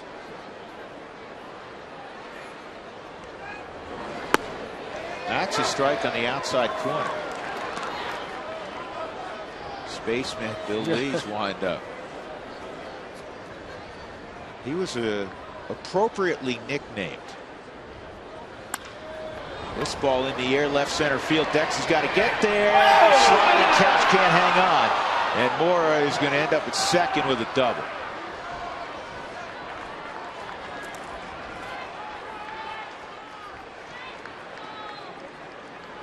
where Dexter was eating up real estate quickly. Just couldn't quite get there. Just didn't hang up quite long enough. Went right off the end of Dexter's glove.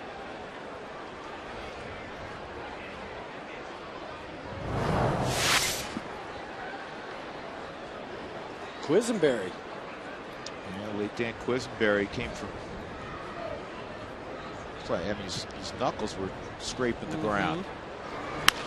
Ground ball to Tulowitzki. This is a good looking play. He's going to throw out Para. One gone. Well, thank you, Gerardo Para, because with the runner on second base, you have to get that ball to the right side. Para didn't. He got thrown out. The runner's still there. Sam and Centennial mentioned Dontrell Willis. We were just checking some numbers on Dontrell, who's pitching in the minor leagues with, is it Cincinnati or Pittsburgh? Cincinnati, I believe. Cincinnati, and he's doing pretty well. Trying to make another comeback. Look out. That's a cross-up. And a chance to get the runner at third.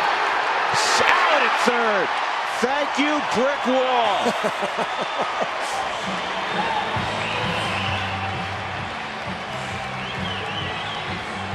Yeah, if it hits that padding, it's going to drop right down. It's not going to be able to bounce back to Chris Iannetta. Comes back to him, throws off the mask, spin and throw all in one motion. The last thing Melvin Moore is thinking is he's going in for the slide. Is I have a chance to be out? Yep, you're out. And 2 outs. Nobody on now. Henry Blanco at the plate. You can't fault Mora. No.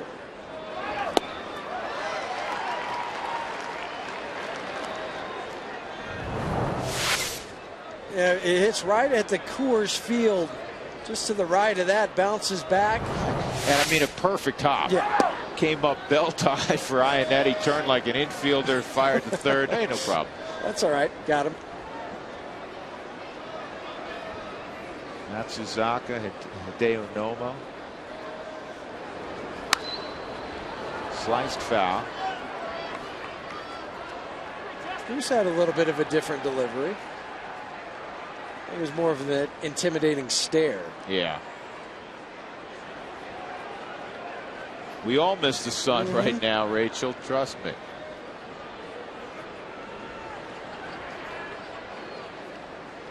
Here's the 2-2.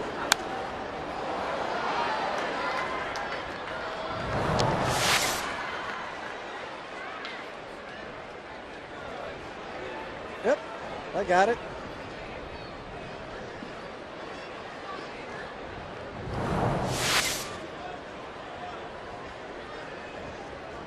A lot of Hideo Nomo mentions. 2 balls, 2 strikes on Henry Blanco. 5-3 Colorado, top of 6. First of 2 today.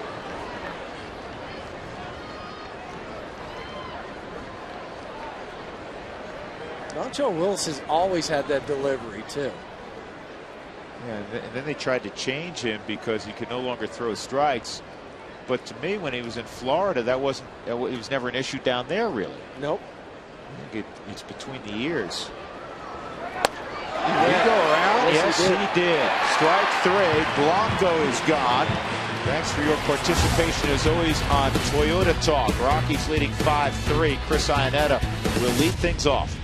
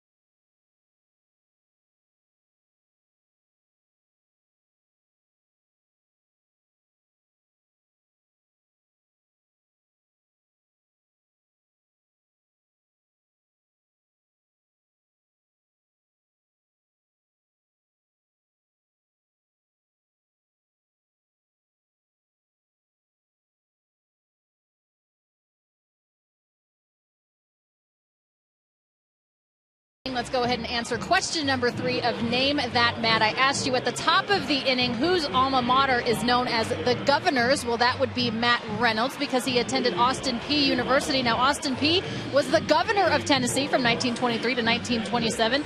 And you know what? Austin Peay, according to the university, the fastest growing university in Tennessee, guys. Matt Reynolds, you had a 50-50 chance. You'll never guess the 4th and final one, I'm sure. I'm just banking on the fact that the people that hear the 4th question didn't hear the 1st or 2nd one.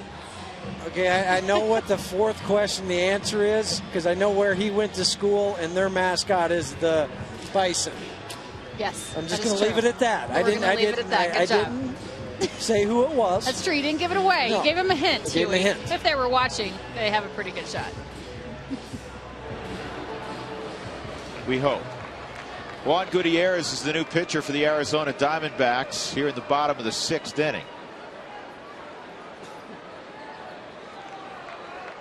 Gutierrez, a very live arm. You see him quite a bit. Fastballs sit about 94 to 96 miles an hour.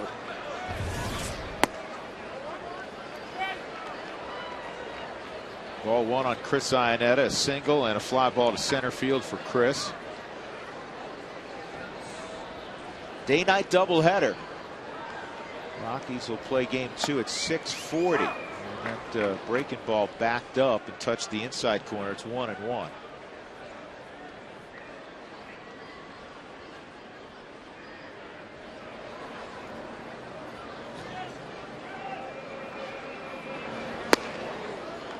One and two. Chris Iannetta coming into the ball game an on-base percentage of .375 despite a .222 batting average because of his 25 walks coming in. He's also been plunked a couple of times.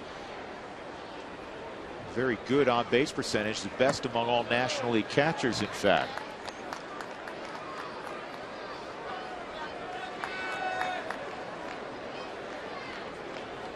It's interesting Betancourt's warming up here. This is a little bit of a reshuffling of the deck in the bullpen right now because Betancourt normally would work the 8th inning. Maybe right now with a couple of hiccups of late for Betancourt, they want to get him going a little bit earlier in a game until he reestablishes himself. Yeah, and then you can go with Matt Lindstrom, who's been throwing the ball extremely well. Go to him after that. Amezuka has grabbed a bat. He's come to the on-deck circle for Greg Reynolds. And ball 4. So Iannetta has just drawn his 26th walk of the season. And that will bring up Alfredo Amezuka. Here's our Colorado Lottery replay. Jorge De La Rosa in the 3rd inning. Had a couple of guys on, and then he, along with Chris Iannetta, asked for the trainer and the manager to come out. He threw one more pitch with everybody looking on. You can see kind of a grimace or a look of discomfort. And he handed the baseball to Jim Tracy, and he walks off with Keith Duggar. And with pitchers, they battle all kinds of, just like everyday players, aches and pains, and you never know when something perhaps has been that was a foul ball, bothering a guy maybe a little bit, or he's felt it slightly, and one of those things where doesn't think he's hurt, but just trying to work his way through it, and then all of a sudden it really flares up. Aaron Cook is in the building.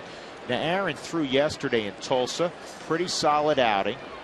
He needs another start. He's not ready to come off the DL just yet anyhow, but all of a sudden he enters the picture if De La Rosa has to miss. Isn't it amazing how things usually tend to work out? People always go, what's going to happen when this guy comes back? This is toward the hole, a base hit for Amezuka. Iannetta is headed to 3rd. Upton's throw is high, goes over everybody. Amezuka to 2nd. You could see as soon as he released it that the shortstop Bloomquist would have no chance at cutting that baseball off. And you played shortstop for a long time in the big leagues. For where the ball was fielded, where Bloomquist lined up in the relay, wasn't he a little bit too close to the right fielder? Yeah, he was. This ball was a seeing eye ground ball between 1st and 2nd. Wasn't hit all that hard. I love the aggressiveness from Chris Iannetta, but you're right. Bloomquist needs to be back more towards the mound.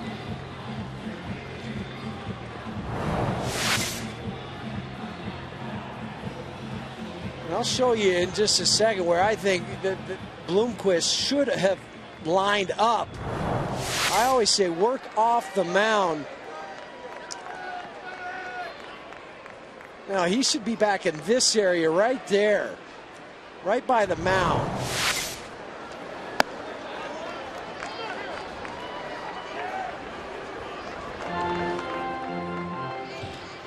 Johnny Herrera, 2 on, both in scoring position, nobody out. As Gutierrez and Blanco chat. Well, this will give us a better look of where Bloomquist is. Now he's in front of the mound. He should be back about 5 steps behind where he is. Now, would he have been able to catch the baseball? Probably not. This is Bloomquist right there. Now he should have been back further. But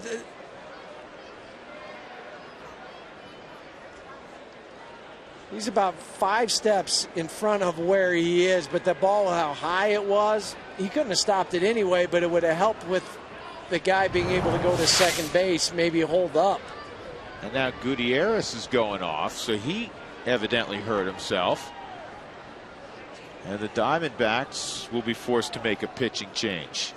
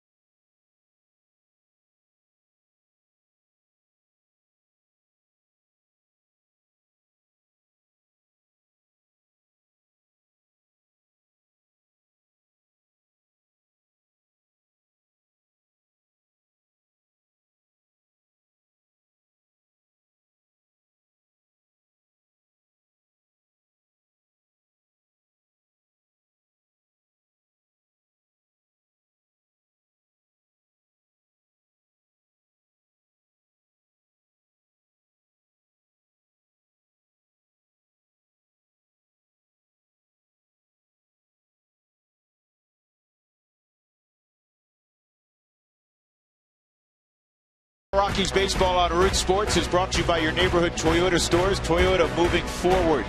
By Comcast, advertise your business locally on the network's People Watch. Go to ComcastSpotlight.com. By the Colorado Lottery, don't forget to play. And by Rocky Mountain Coal Mining Institute, promoting Western coal through education. Visit rmcmi.org.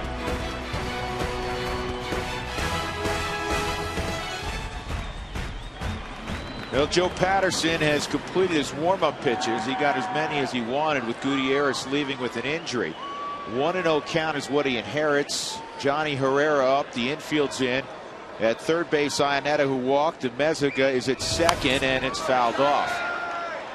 And Meziga pinch hit for Greg Reynolds, singled, moved to second on the throwing error by Justin Upton. 2 errors in the ball game on Arizona. Rockies have out hit the Diamondbacks 7-6. They have a chance to get larger separation here in this inning. And Johnny lifts it to shallow left. Let's see if it's deep enough. Parra can throw, and they're not going to test his arm. Ionetta's at third, and Richie Dower very much aware that Parra, though he's in left field, has a very strong throwing arm. He has a right fielder's arm. And when that ball was first hit, the way Parra was going back, it looked like he was going to catch the ball with his momentum going back away from home plate. But then he changed it, got behind the baseball, and was able to come in and go get the ball to have the momentum to throw behind it. Parra threw 2 guys out in 1 inning earlier this year. So now Dexter Fowler with the infield in. You know, I give Johnny credit in terms of situational at bat. He did everything right. He got the ball in the air, and he got it in the air, I think, in most instances, deep enough. But with no outs, you don't want to take that chance. If there was already 1 out on the board, probably a different story. You might try to gamble and make it. I think you're right. With 1 out, there's no question. And the other thing that Richie Dower's considering, and this has gone through his mind before the ball's hit, he knows, you know, each outfielder's arm. He also knows where he is in the lineup. I mean, you got Fowler, and then you got Cargo and Tulo. You don't want to double play and then run yourself out of an inning. Exactly. Squeeze is on, and a good job by Dexter to make sure that he got a piece of the baseball. And this was just unfortunate for the Rockies because it was a breaking pitch that was almost in the other batter's box. Right out of the hand of Patterson, not even close. You see Dexter just having to stick the bat out to foul it off. Now Dexter's got to shorten up and get this ball in play. 1-2. Did that get him? Yeah. 2-2. Inches from loading up the bases for Gonzalez. Sometimes you hope those just clip the jersey enough. Archimo just shows you how close that was to just getting. Rockies just 1 for 5 in this game with runners in scoring position, but they have a 5-3 lead. Down 3-0 early. Dexter pulls it foul.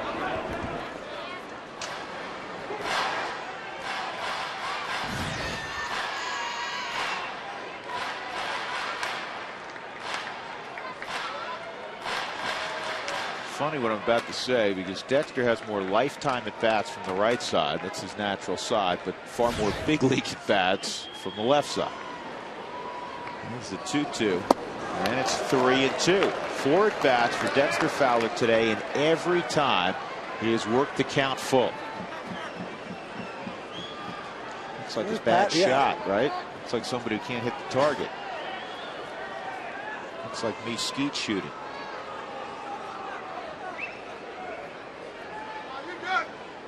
Now does Patterson go back to the sweeping breaking pitch or the fastball? Well, I know it's left on left with Gonzalez next, and that's what he is, a left-handed specialist, but I think he'd want to make sure he throws a strike here. And then heater.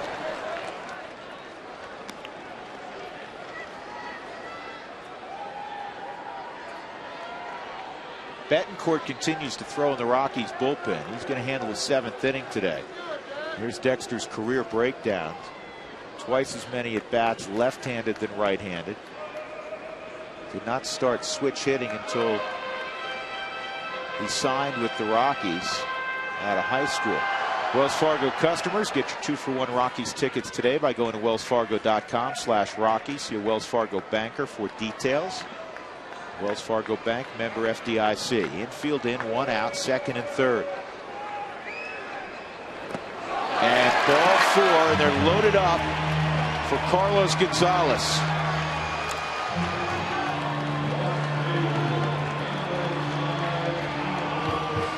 Second walk in the game for Fowler. Take a look at our Excel Energy high efficiency inning in the 4th. Carlos Gonzalez hit 1 out, and a little while later Seth Smith would hit 1 out to make it 3-2 Arizona. That's brought to you by Excel Energy. Learn about energy efficiency and how to save energy and money in your home by visiting responsiblebynature.com. Left-hander's hitting 185 this year off of Patterson. Cargo drives it foul into the seats.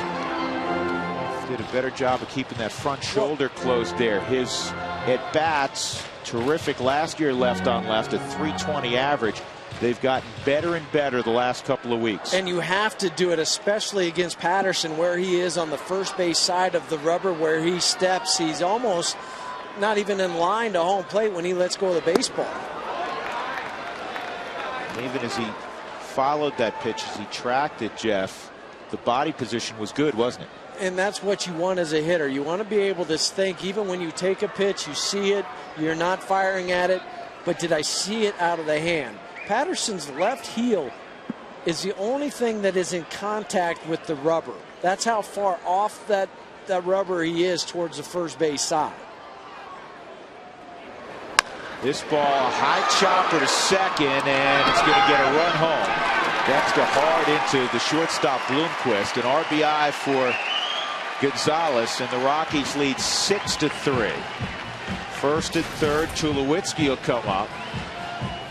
Cargo's second ribby of the day. And again, you know what? Did he hit the ball in the gap? No, but he got it in play against a tough lefty, and he got a run home. And now he gives Troy the opportunity to take a pass at the left-hander.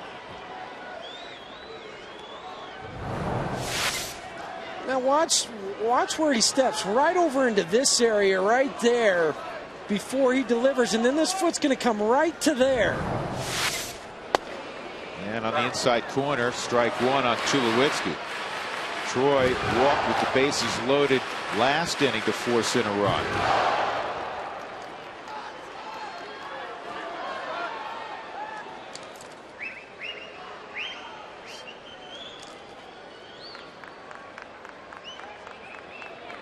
Two runs in the 4th for Colorado on the solo home runs by Cargo and Smith. 3 last inning, a run across here in the 6th.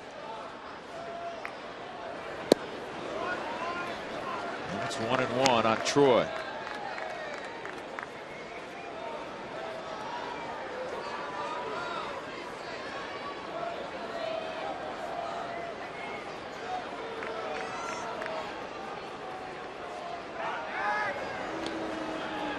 And I think that's a real safe lead, Huey, isn't it, by Gonzalez with the lefty? It's not even a step and a dive. It's lay the body out. Yeah, don't get picked off, basically. That's a don't get picked off lead.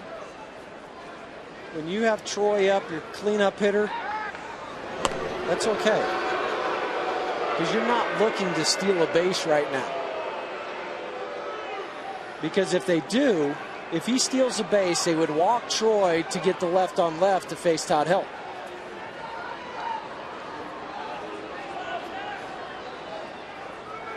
Line drive, base hit. Meziga comes home. It's 7-3. And Tulowitzki has his second RBI. And his first hit this year against the Arizona Diamondbacks. He was 0 for 23 before that knock. And the Rockies have hit the magic number. We've got tacos for everybody. Make your way to Taco Bell tomorrow to get your Rockies taco special at participating Taco Bell locations in the state. 2 on for Helton. Inside, ball 1. Well, it's amazing when your star players are on base and driving guys in. The team is generally in front. 4 RBIs between Gonzalez and Tulowitzki, and the Rockies lead 7-3. And that's why they're your star players. That's why they're hitting 3rd and 4th in the lineup. That's why they've got the contracts. But it makes everybody else around them that much better. 2-0 on Helton. 3-0 on Helton with Smith on deck. And now more action in the Arizona bullpen because Patterson will have Helton, obviously. He's 3-0, and he'll have Smith. After that, it'll be Aaron Heilman. That's a 4-pitch walk to Helton. Kind of a delayed strike call by the home plate umpire, Mark Mishlinsky. And with Todd's eye,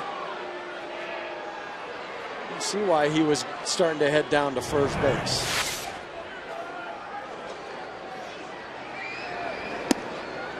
That is ball 4. So they're loaded again. Seth Smith will stride to the plate. He's had a 2 RBI ball game, a home run and a run scoring double. 2 for 3. And there's Charles Nagy on his way to the mound again. Well, the other thing about this too, Drew, is Patterson's the only left-hander that they have in their bullpen with the doubleheader in the second game. If he throws a bunch of pitches, he might not be available to throw in that game. The next pitch is going to be his 22nd. We talk about the 25 pitch kind of being the magic number. If you let him hang out there, Seth fouls off a couple pitches. Next thing you know, he's not ready to go.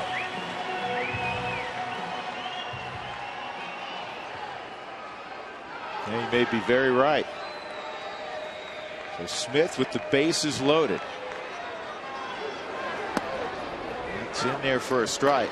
Hey fans, you can follow the Rockies with MLB.com at Bat 2011 app. This features highlights and more. Text at Bat to 31826. And Smith pops it up, shallow left, going out as Bloomquist, called off by Parra. And he makes the catch, but the Rockies get 2 more in the 6th, and they lead it 7-3.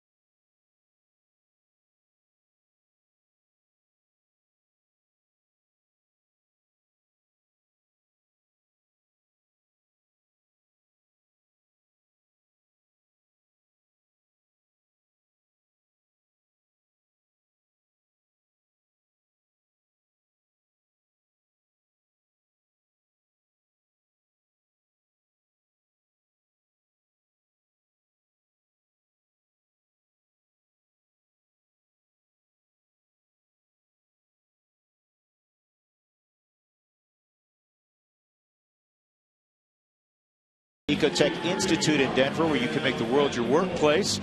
The Rockies have a 7-3 lead. They spotted Arizona a 3-0 lead. De La Rosa had to leave with 1 out in the 3rd inning with soreness in his elbow, and he was replaced by Greg Reynolds, who is going to start on Saturday against the St. Louis Cardinals. And Reynolds pitched very well. He gave up a run in 3 2/3, and he's on the plus side right now. Cargo has a home run. Seth Smith has a home run in the ball game for the Rockies. Now as we turn the page to inning number 7, we are going to see Rafael Betancourt an inning earlier than we ordinarily do. Much like what Jim Tracy did with the top of the lineup, rearranging, putting Jonathan Herrera at first, Dexter Fowler, to try to get some things worked out there. Same thing with Rafael Betancourt. Let him go out there in a situation that's not the 8th inning. Matt Lindstrom's been pitching a little bit better. Throw him in the 8th spot if you would like.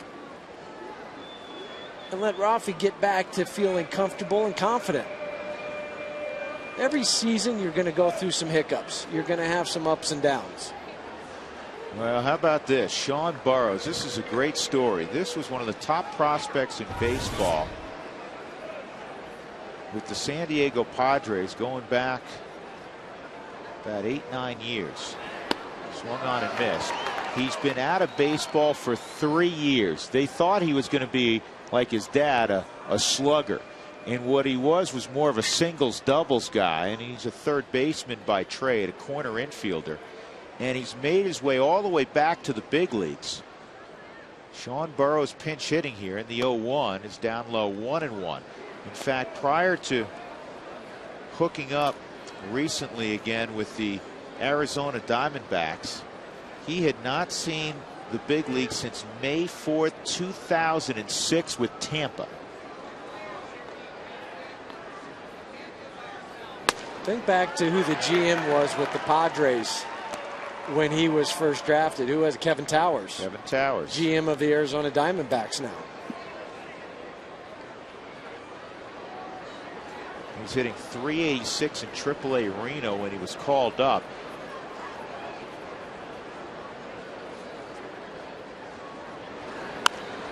Fouls this pitch back. And when another move was needed to be made recently, Burroughs was not sent back out. It was Russell Branyan who was released. And that's because of the numbers that he put up in AAA.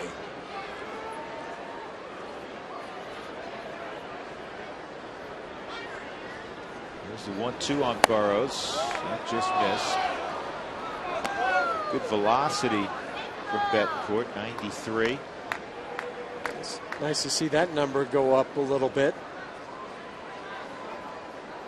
Not unusual for Rafael to work the hitter away. You know, Burroughs, it's almost as if everybody said he's going to hit home runs, and because he didn't, he ended up, losing a big league job. But in his big league career, spanning more than 5 years, he hit .280, so he can hit. But for a third baseman, that's a power position. So they drafted him thinking he's their third baseman. He has to hit home runs. Kind of like what happened with Rafael Palmeiro with the Cubs. Remember, he was a first baseman who wasn't going to hit enough home runs, so they got rid of him. Now, it's not quite the same with Burroughs, but my point is, corner guys have to be power hitters. This ball's well struck. Cargo going back will make the catch. He had 11 home runs, despite that big frame. But he's back in the big leagues. He gave that ball a ride, 1 out. And that'll bring up Willie Bloomquist, who's 0 for 3.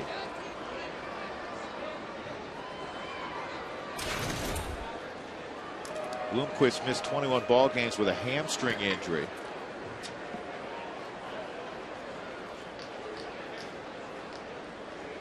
He was playing a lot of shortstop early when Stephen Drew was hurt, and he did a great job. Tough chance for Johnny Herrera. Oh, he's going to show the Nureyev move to Tulowitzki. That's the second time you've used that. Well, first one with Troy, and now with my late mom, Jonathan. My late mom was a ballerina, so that's a deference to her. Well, however you want to say it, this was a pretty play from Jonathan. Did the most important thing first is catch the baseball. Sometimes young guys want to get in a hurry and make that spin move before they catch it. Not Jonathan. Ryan Roberts, 2 outs. 2 for 3 for Roberts.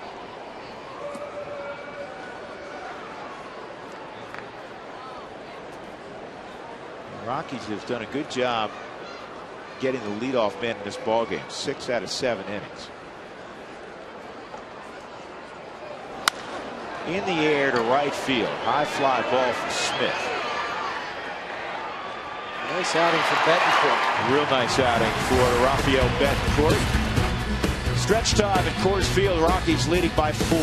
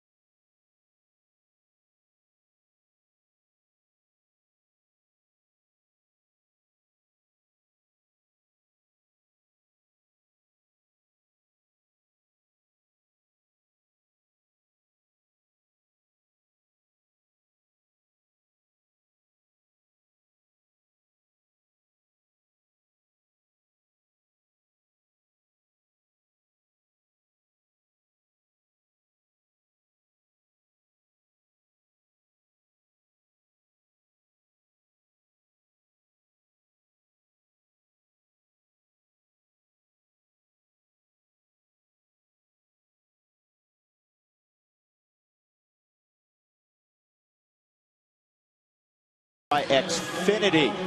Arizona got 3 runs in the third. 2 of the runs were charged to Jorge De La Rosa. He had to leave again with soreness in his elbow. We'll keep you abreast of any updates we get throughout the evening in Game 2 and, of course, tomorrow and beyond. And then the Rockies got 2 in the 4th, 3 in the 5th, 2 in the 6th. And they have a 7-3 lead as they hit here in the bottom of the 7th. Aaron Heilman is now on for Arizona. And at the plate taking strike 1 is Jose Lopez. Lopez, Iannetta, and then a pinch hitter for Betancourt. 13th appearance for the former Golden Domer, Aaron Heilman. The first time he's ever been on the DL was this year with a little shoulder issue.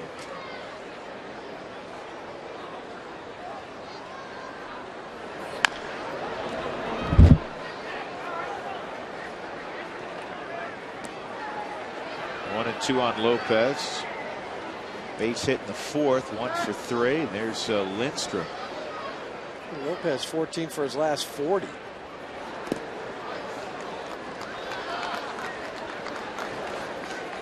Yeah, he hitting hard luck there for a while. He struggled for a while, and then he was starting to square up the baseball more frequently, but he just kept finding a fielder when he hit it hard. It helped when he had that 4-hit game in Philadelphia. 2-2. Chris Young in center field.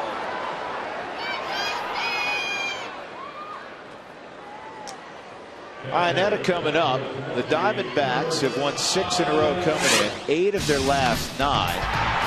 Their first 6-game winning streak since 2008. They've reached 500. You know, they've had a couple of streaks that are interesting, Huey. They won 6 straight one-run games after losing 5 straight one-run games. There's a bullet from Iannetta for a base hit. And the Rockies in one-run games, 8-9 this year, and that's a tale of why they are right around 500. And a year ago, they went 28-30, and of course, Jim Tracy lamented frequently the fact that the Rockies have to be better in one-run games in 2011. And at least through, the first portion of the season, it's a 50-50 proposition, and they're playing a lot of one-run games. And you know what? My thought is that's going to continue as you see Spielberg's switch hitting, because the pitching has gotten better and better year in and year out over the last half-dozen seasons. Well, and including the start of this year. There's a base hit for Spielberg. toward the line. Iannetta will go to third. Spilborg's a big turn, and Parra will hold him to a single, first and third with one out. But to further that point, I think that's part of the reason why, if you look at baseball, there's so many clubs that are right around 500 because of the pitching and how close ball games are. First pitch from Aaron Heilman. You're coming off the bench as a pinch hitter. Look for a fastball. It might be the only pitch that you get in that at bat and go to whacking at it, and that's what Ryan Spilborgs did. This is key right now, Hugh. You don't want to get ahead of yourself, but the Rockies could throw on a run or two more. You may be able to save your traditional back end of the bullpen for game 2. And this ball's got to get in the seats. It will. Fouled off by Herrera. You know what I'm thinking about, where you don't have to use it. If it's 3 or 4 runs at Coors Field, you're going to see Lindstrom and you're definitely going to see Street. But that's where Matt Daly comes into play. When you have the confidence in a Matt Daly or a Matt Belisle to throw them in those situations, when you're ahead and you don't feel like I've got to save a couple guys because I don't have the confidence in them. But it would be nice to be able to do that. Go ahead and say, wait a second, go ahead and shut it down. I can use you for the second game now and not feel like I'm taxing you for tomorrow's game. 1 ball, 1 strike. And that's why what Greg Reynolds did in today's ball game, coming in, going 3 2/3. Huge. Retired 9 out of the last 11 guys that he faced. Made pitches all day long. And the guy who hadn't thrown in 8 days. Will make another start on Saturday. Big. Runner going, and it was a hit and run as Johnny Herrera fouled off a pitch that was really in.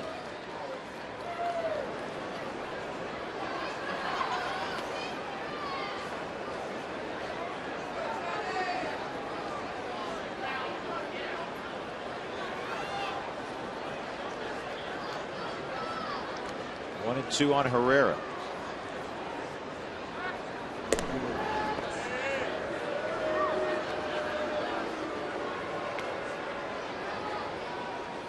You switch up coverage here in the middle if you're Arizona? Depends on where the pitch is. I'm looking at the pitch. If it's inside, shortstop's going to cover. Maybe if it's away, I would switch it up.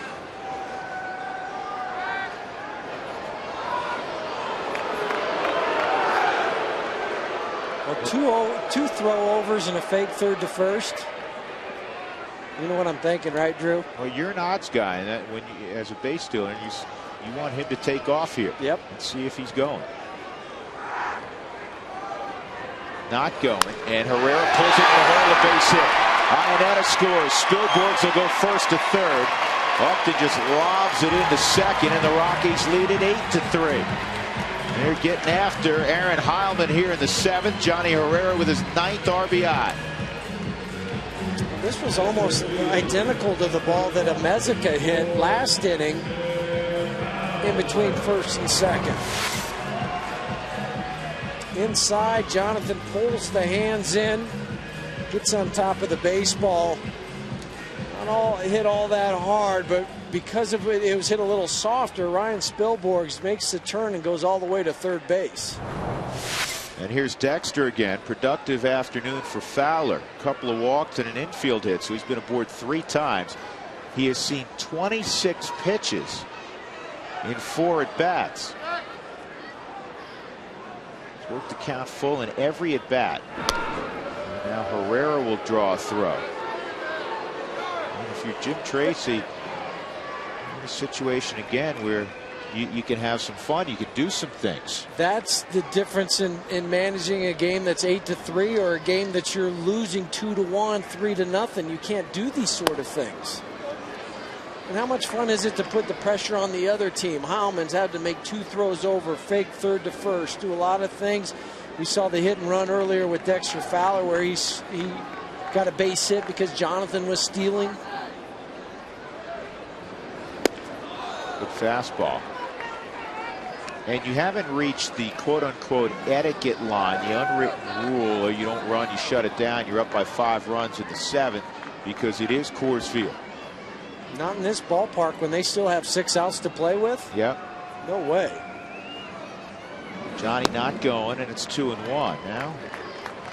We'll see if Jim Tracy puts something on with Dexter at the plate. Johnny Herrera at first.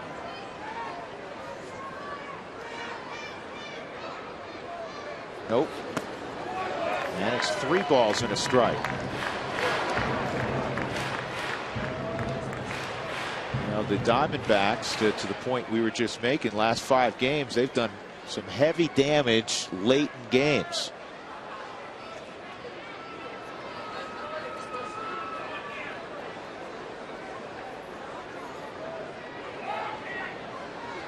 There goes the runner, lifted to center field and deep. Young's turned his back. He's not going to get it off the face of the wall. 2 runs will score. Dexter will cruise into third with another triple.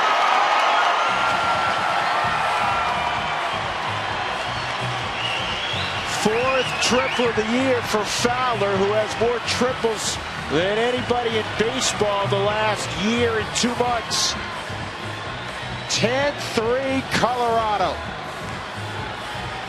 18th RBI now on the season for Dexter. 3-1 count, ball down and away from him, stayed through it, hit it hard over the head of Chris Young in center field. Jonathan Herrera knew this ball was hit well. He's all the way around second base.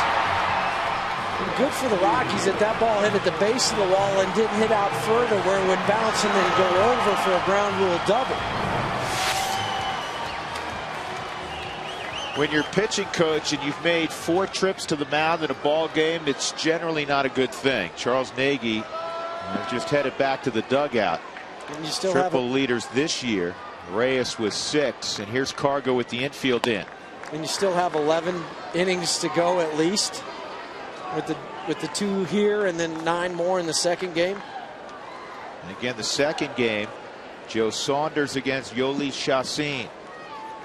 The Rockies with a 10 spot up. And a big swing and a miss, 1-1. And just change up from Heilman. Drew's just looking out of the bullpen. Guess who sat down? Matt Lindstrom. Who got up? Matt Daly. To your point.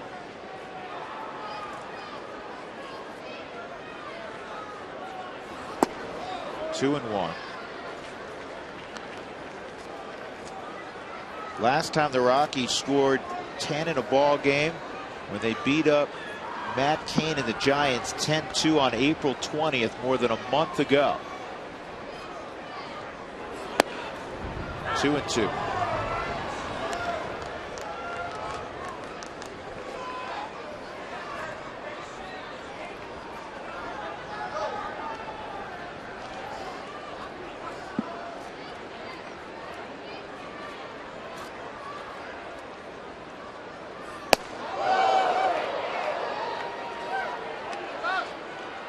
Full count on Gonzalez. Heilman doesn't throw as hard as he used to. Yeah, he used to be 93, 94, 95. This ball drilled to center field. Young going back. Forget about it. Gone. 2-run Jack Carlos Gonzalez. Make it 12-3. That's 1 for the duck pond. 2 home run ball game for Cargo. 4 RBI day for Cargo. The bats have arrived. RBI now 30 and 31 for Carlos. The shoulder turn. He's starting to get back all the way now with the swings that he's been taking, because that was on the line to get out to dead center.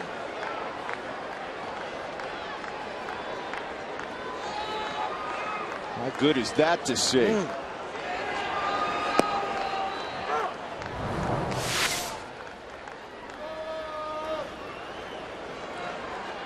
The fans knew it too. Boy, when he hits them, they stay hit. This is chop almost over Heilman. He'll go underhand for the second out as he gets Tulowitzki.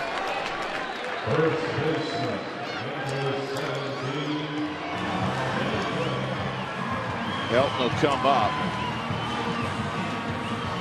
Todd is 0 for 2, a sac fly and a walk. He was robbed of a hit in the fourth by Xavier Nady.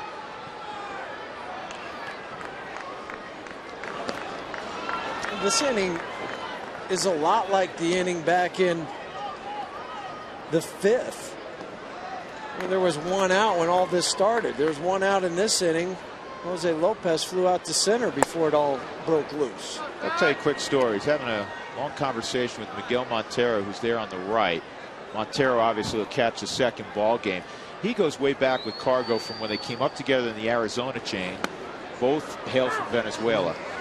And he said, you know, last year when I was looking at the stats, you see Cargo's hitting well over 300 in the first half. He said, man, that's interesting. He goes, look out, because whenever he played with him in the minor leagues, as great a talent as he was, he said he's as great a player as he's ever seen. He's his favorite player in baseball.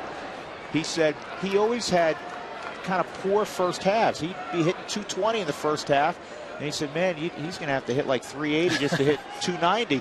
And he'd go and hit like 420 in the minor leagues in the second half.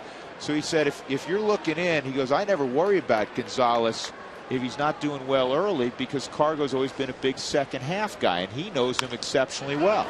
That means a lot coming from a guy that's been around him his whole career, came up with him, understands him, and has seen that swing evolve.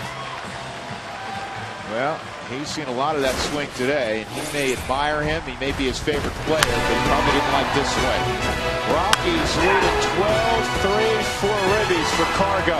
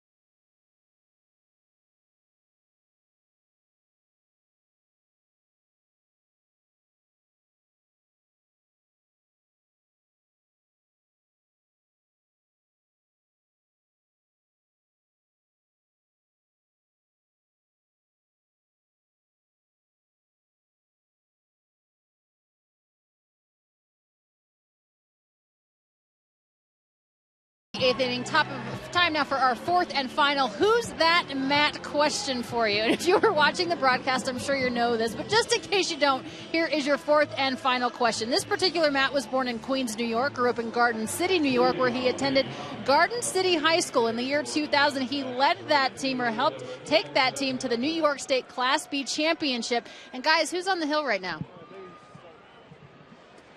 Let me see. Oh, yes, the last Matt.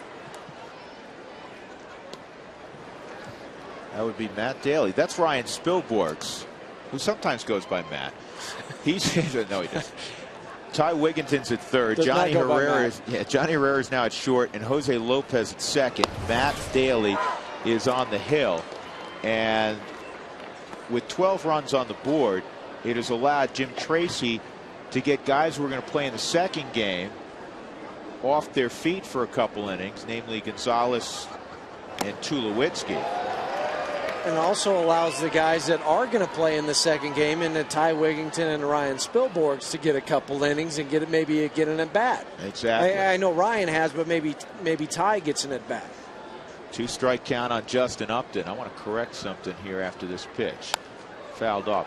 I said that the Rockies had hit double figures for the first time since they beat up Matt Cain and the Giants. When I was perusing the stats, I missed one ball game.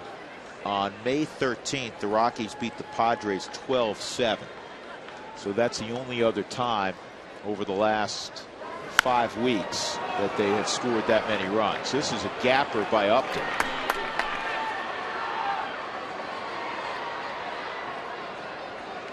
So a leadoff double for Justin Upton, his second hit.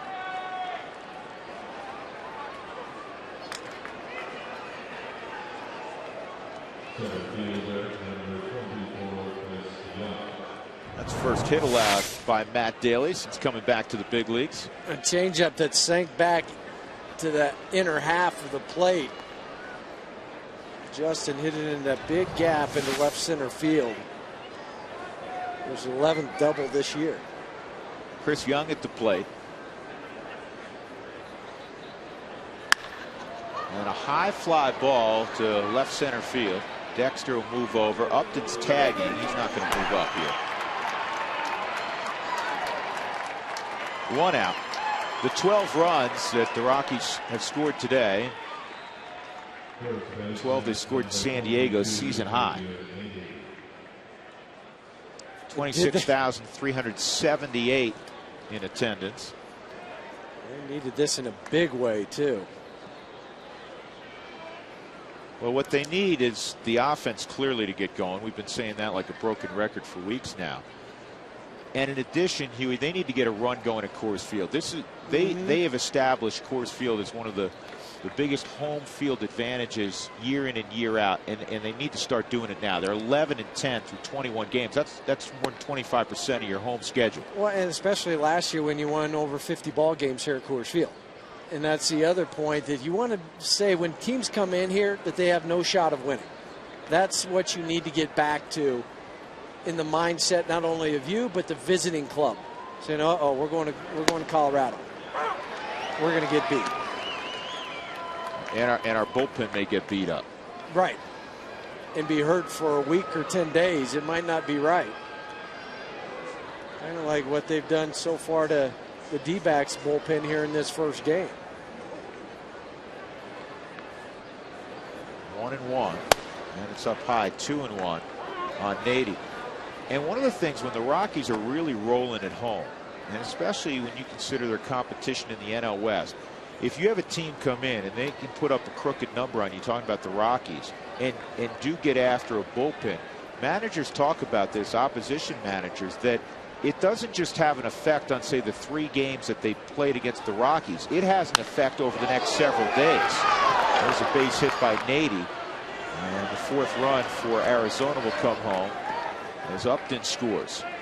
And so now you can, you know, if let's say it's the Giants who come in here and they have that great pitching staff, but if you start getting the bats going, now maybe you do some damage to the Giants for their next series, wherever that may be. And then that kind of pulls everybody back into the same area. And that's why it is so important to do that. We're starting to get a little rain again. See people, not hard, but starting to move up underneath cover here. Melvin Moore at the plate. Melvin 2 for 3, including a 2-run single. This is a double play ball. Herrera to Lopez to help. In the inning, a couple of hits and a run for Arizona. Colorado in charge, though, 12-4, middle of 8.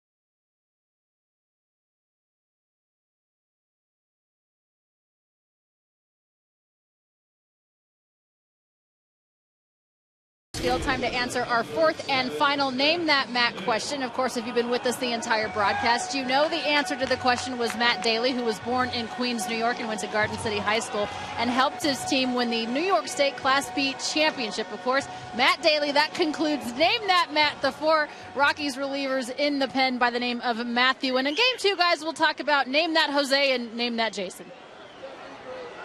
All right, Alana, we anxiously look forward to that. That was fun, though. I enjoyed that. Huey didn't get one right till the Daly. last one. Yeah, and I had to help him also. Esperling Vasquez is in the ball game. Seth Smith at the plate, 2 for 4 tonight. Couple of RBIs or this afternoon. Feels like night. It's been cloudy all day. Lights have been on throughout the afternoon. 1 ball and 1 strike on Smith, who has quietly had a really nice first couple of months of the season. 307 average, 5 home runs, 22 RBIs. That ball sliced to left, stay fair. And it goes foul. Nobody knows like a hitter. I mean, it wasn't foul by that much, probably 3-4 feet, but Smith only took about 4 or 5 steps out of the batter's box. You know, don't you, Huey? You've taken so many swings, you fouled off so many baseballs, you hit so many fair that you know when you hit it, did I catch it just right, or was my bat dragging a little bit? Did I get out in front of it? Did I hook it? Which way's the ball going? You don't want to run too far. You just have to go back. Good fastball, and Vasquez on a 93-mile-an-hour heater strikes out Smith. You want to get some Rockies gear? Well, you can grab it at your local Rockies dugout store, the place for all things Rockies. It is drizzling a little bit right now. It's really the first time since this morning that it's rained.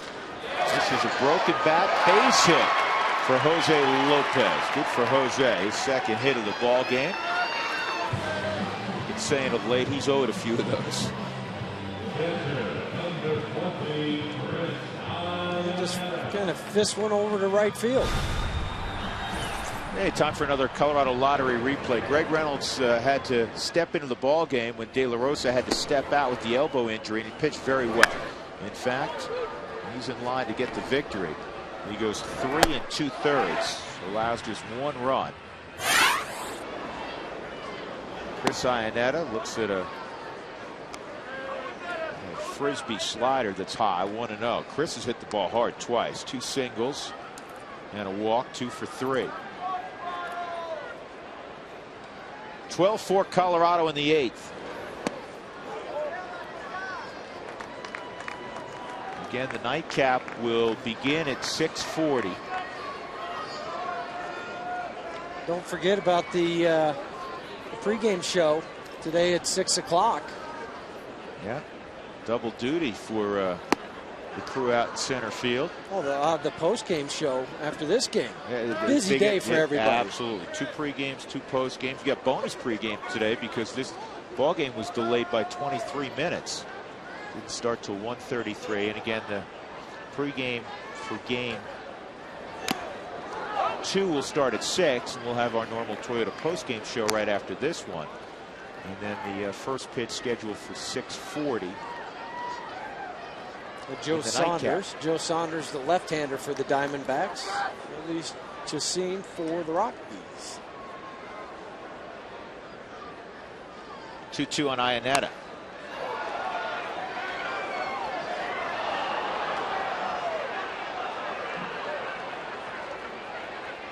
That's one of those, that's a rebound baseball, because a guy in the 6th row ended up with that baseball, even though it was fouled into the second deck. Ricocheted around the second deck, came all the way down to row 2 or row 6. Strike 3 on the inside corner. That'll bring up Spilborghs. Might be a chance for Michael Lachinsky to speed this game up a little bit. That missed bad. Yeah. You know what? That's unusual. That's called a strike. Not only did it miss, but it missed where Blanco was set up. So when you reach back that far, even sometimes if it's in the strike zone, the umpire doesn't indicate strike. with one on Spilborghs. Singled, pinch hitting in the 7th, and stayed in the ball game for Cargo in left field.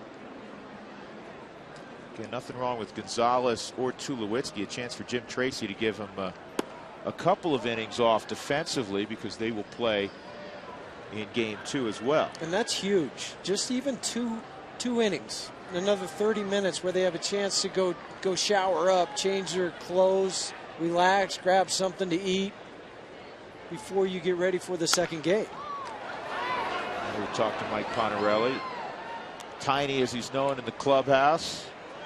He had about 3 different meals going today, but they'll be well fed in between games today. Well, we were down there about 10 o'clock this morning. Keith Schultz, Joe Diaz, they all had their food going. They already had it lined up for what's coming later on after the ball game, the second ball game. They earned their money today as well. Uh-oh. That went from the 3rd deck to the 1st deck. See, you wait it out. Never know what you might get. It's like playing linebacker. Keep your head on a swivel. Here's the 1-2, and it is popped up shallow center. Bloomquist makes the catch. Rockies 3 outs away from taking game 1. They're up 12-4.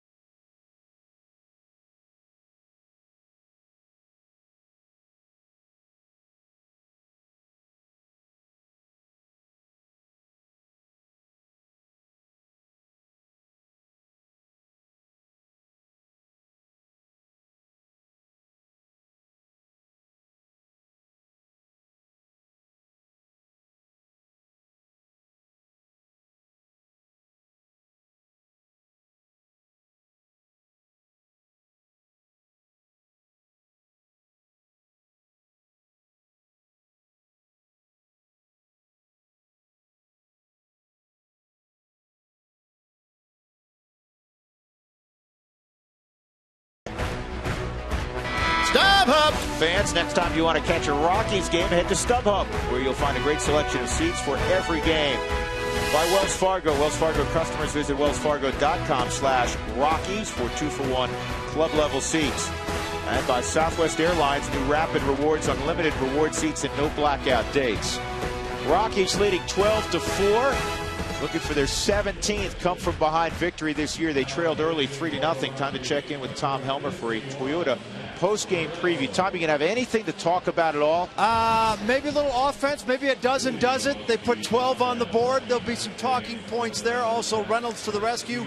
Greg Reynolds comes in relief of Jorge De La Rosa, who left the ball game with a sore left elbow. Great performance by him as well. And we will hear from the skipper, Jim Tracy, and get you set for game 2. It's all coming up on the Toyota postgame show. A lot to do. I hope you get a meal in between also, Tom. If not, I can eat during the game. I have that luxury. I can work and eat at the same time. I know you guys don't, but I multitask. I was going to point that out. But Tommy, we'll see you in a little bit, man. You got it. All right, Tom Helmer and the gang will have the Toyota postgame show coming up in a little bit. We'll have Toyota talk throughout the postgame show as well. So Matt Reynolds will throw the 9th inning. Gerardo Parra will lead things off. I guess a decision for Jim Tracy was give your long man, or your longer man, if you will, Matt Daly, a couple of innings of work and keep Matt Reynolds completely fresh game 2, or give Reynolds a little bit of work and make sure you don't increase the load on Matt Daly. And what you're hoping here with Parra, left on left, you can get him out, you get Blanco, and then the only other options that the Arizona Diamondbacks have is going to be another left-hander to send to the plate, where you could get Reynolds out there and only throw 12 to 15 pitches.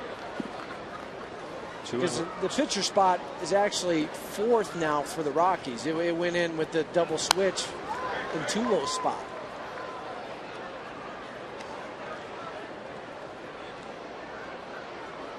Lefties 6 for 25 this year against Reynolds. Righties, interestingly, 1 hit and 14 at bats. Here's the 2-2.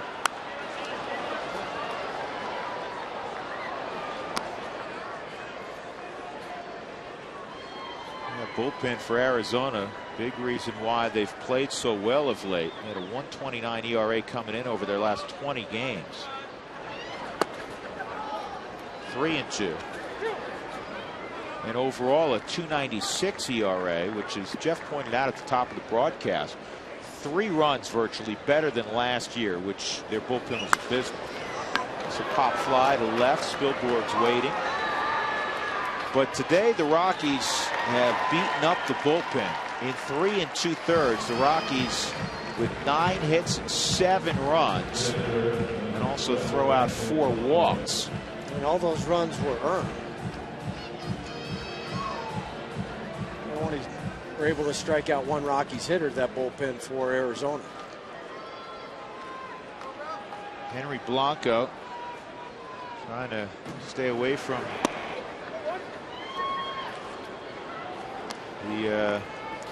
the thing a hitter never wants, the golden sombrero.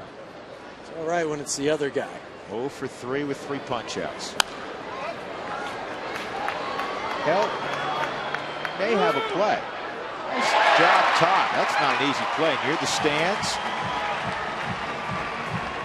2 outs.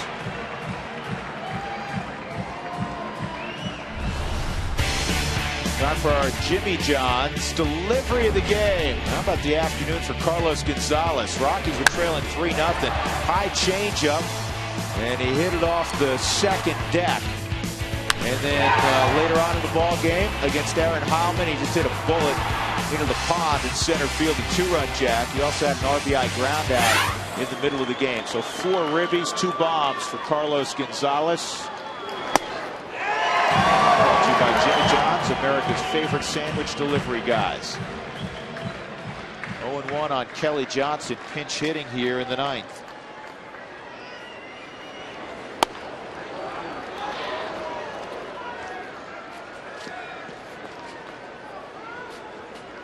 Rockies were swept over the weekend in Milwaukee. 1-2,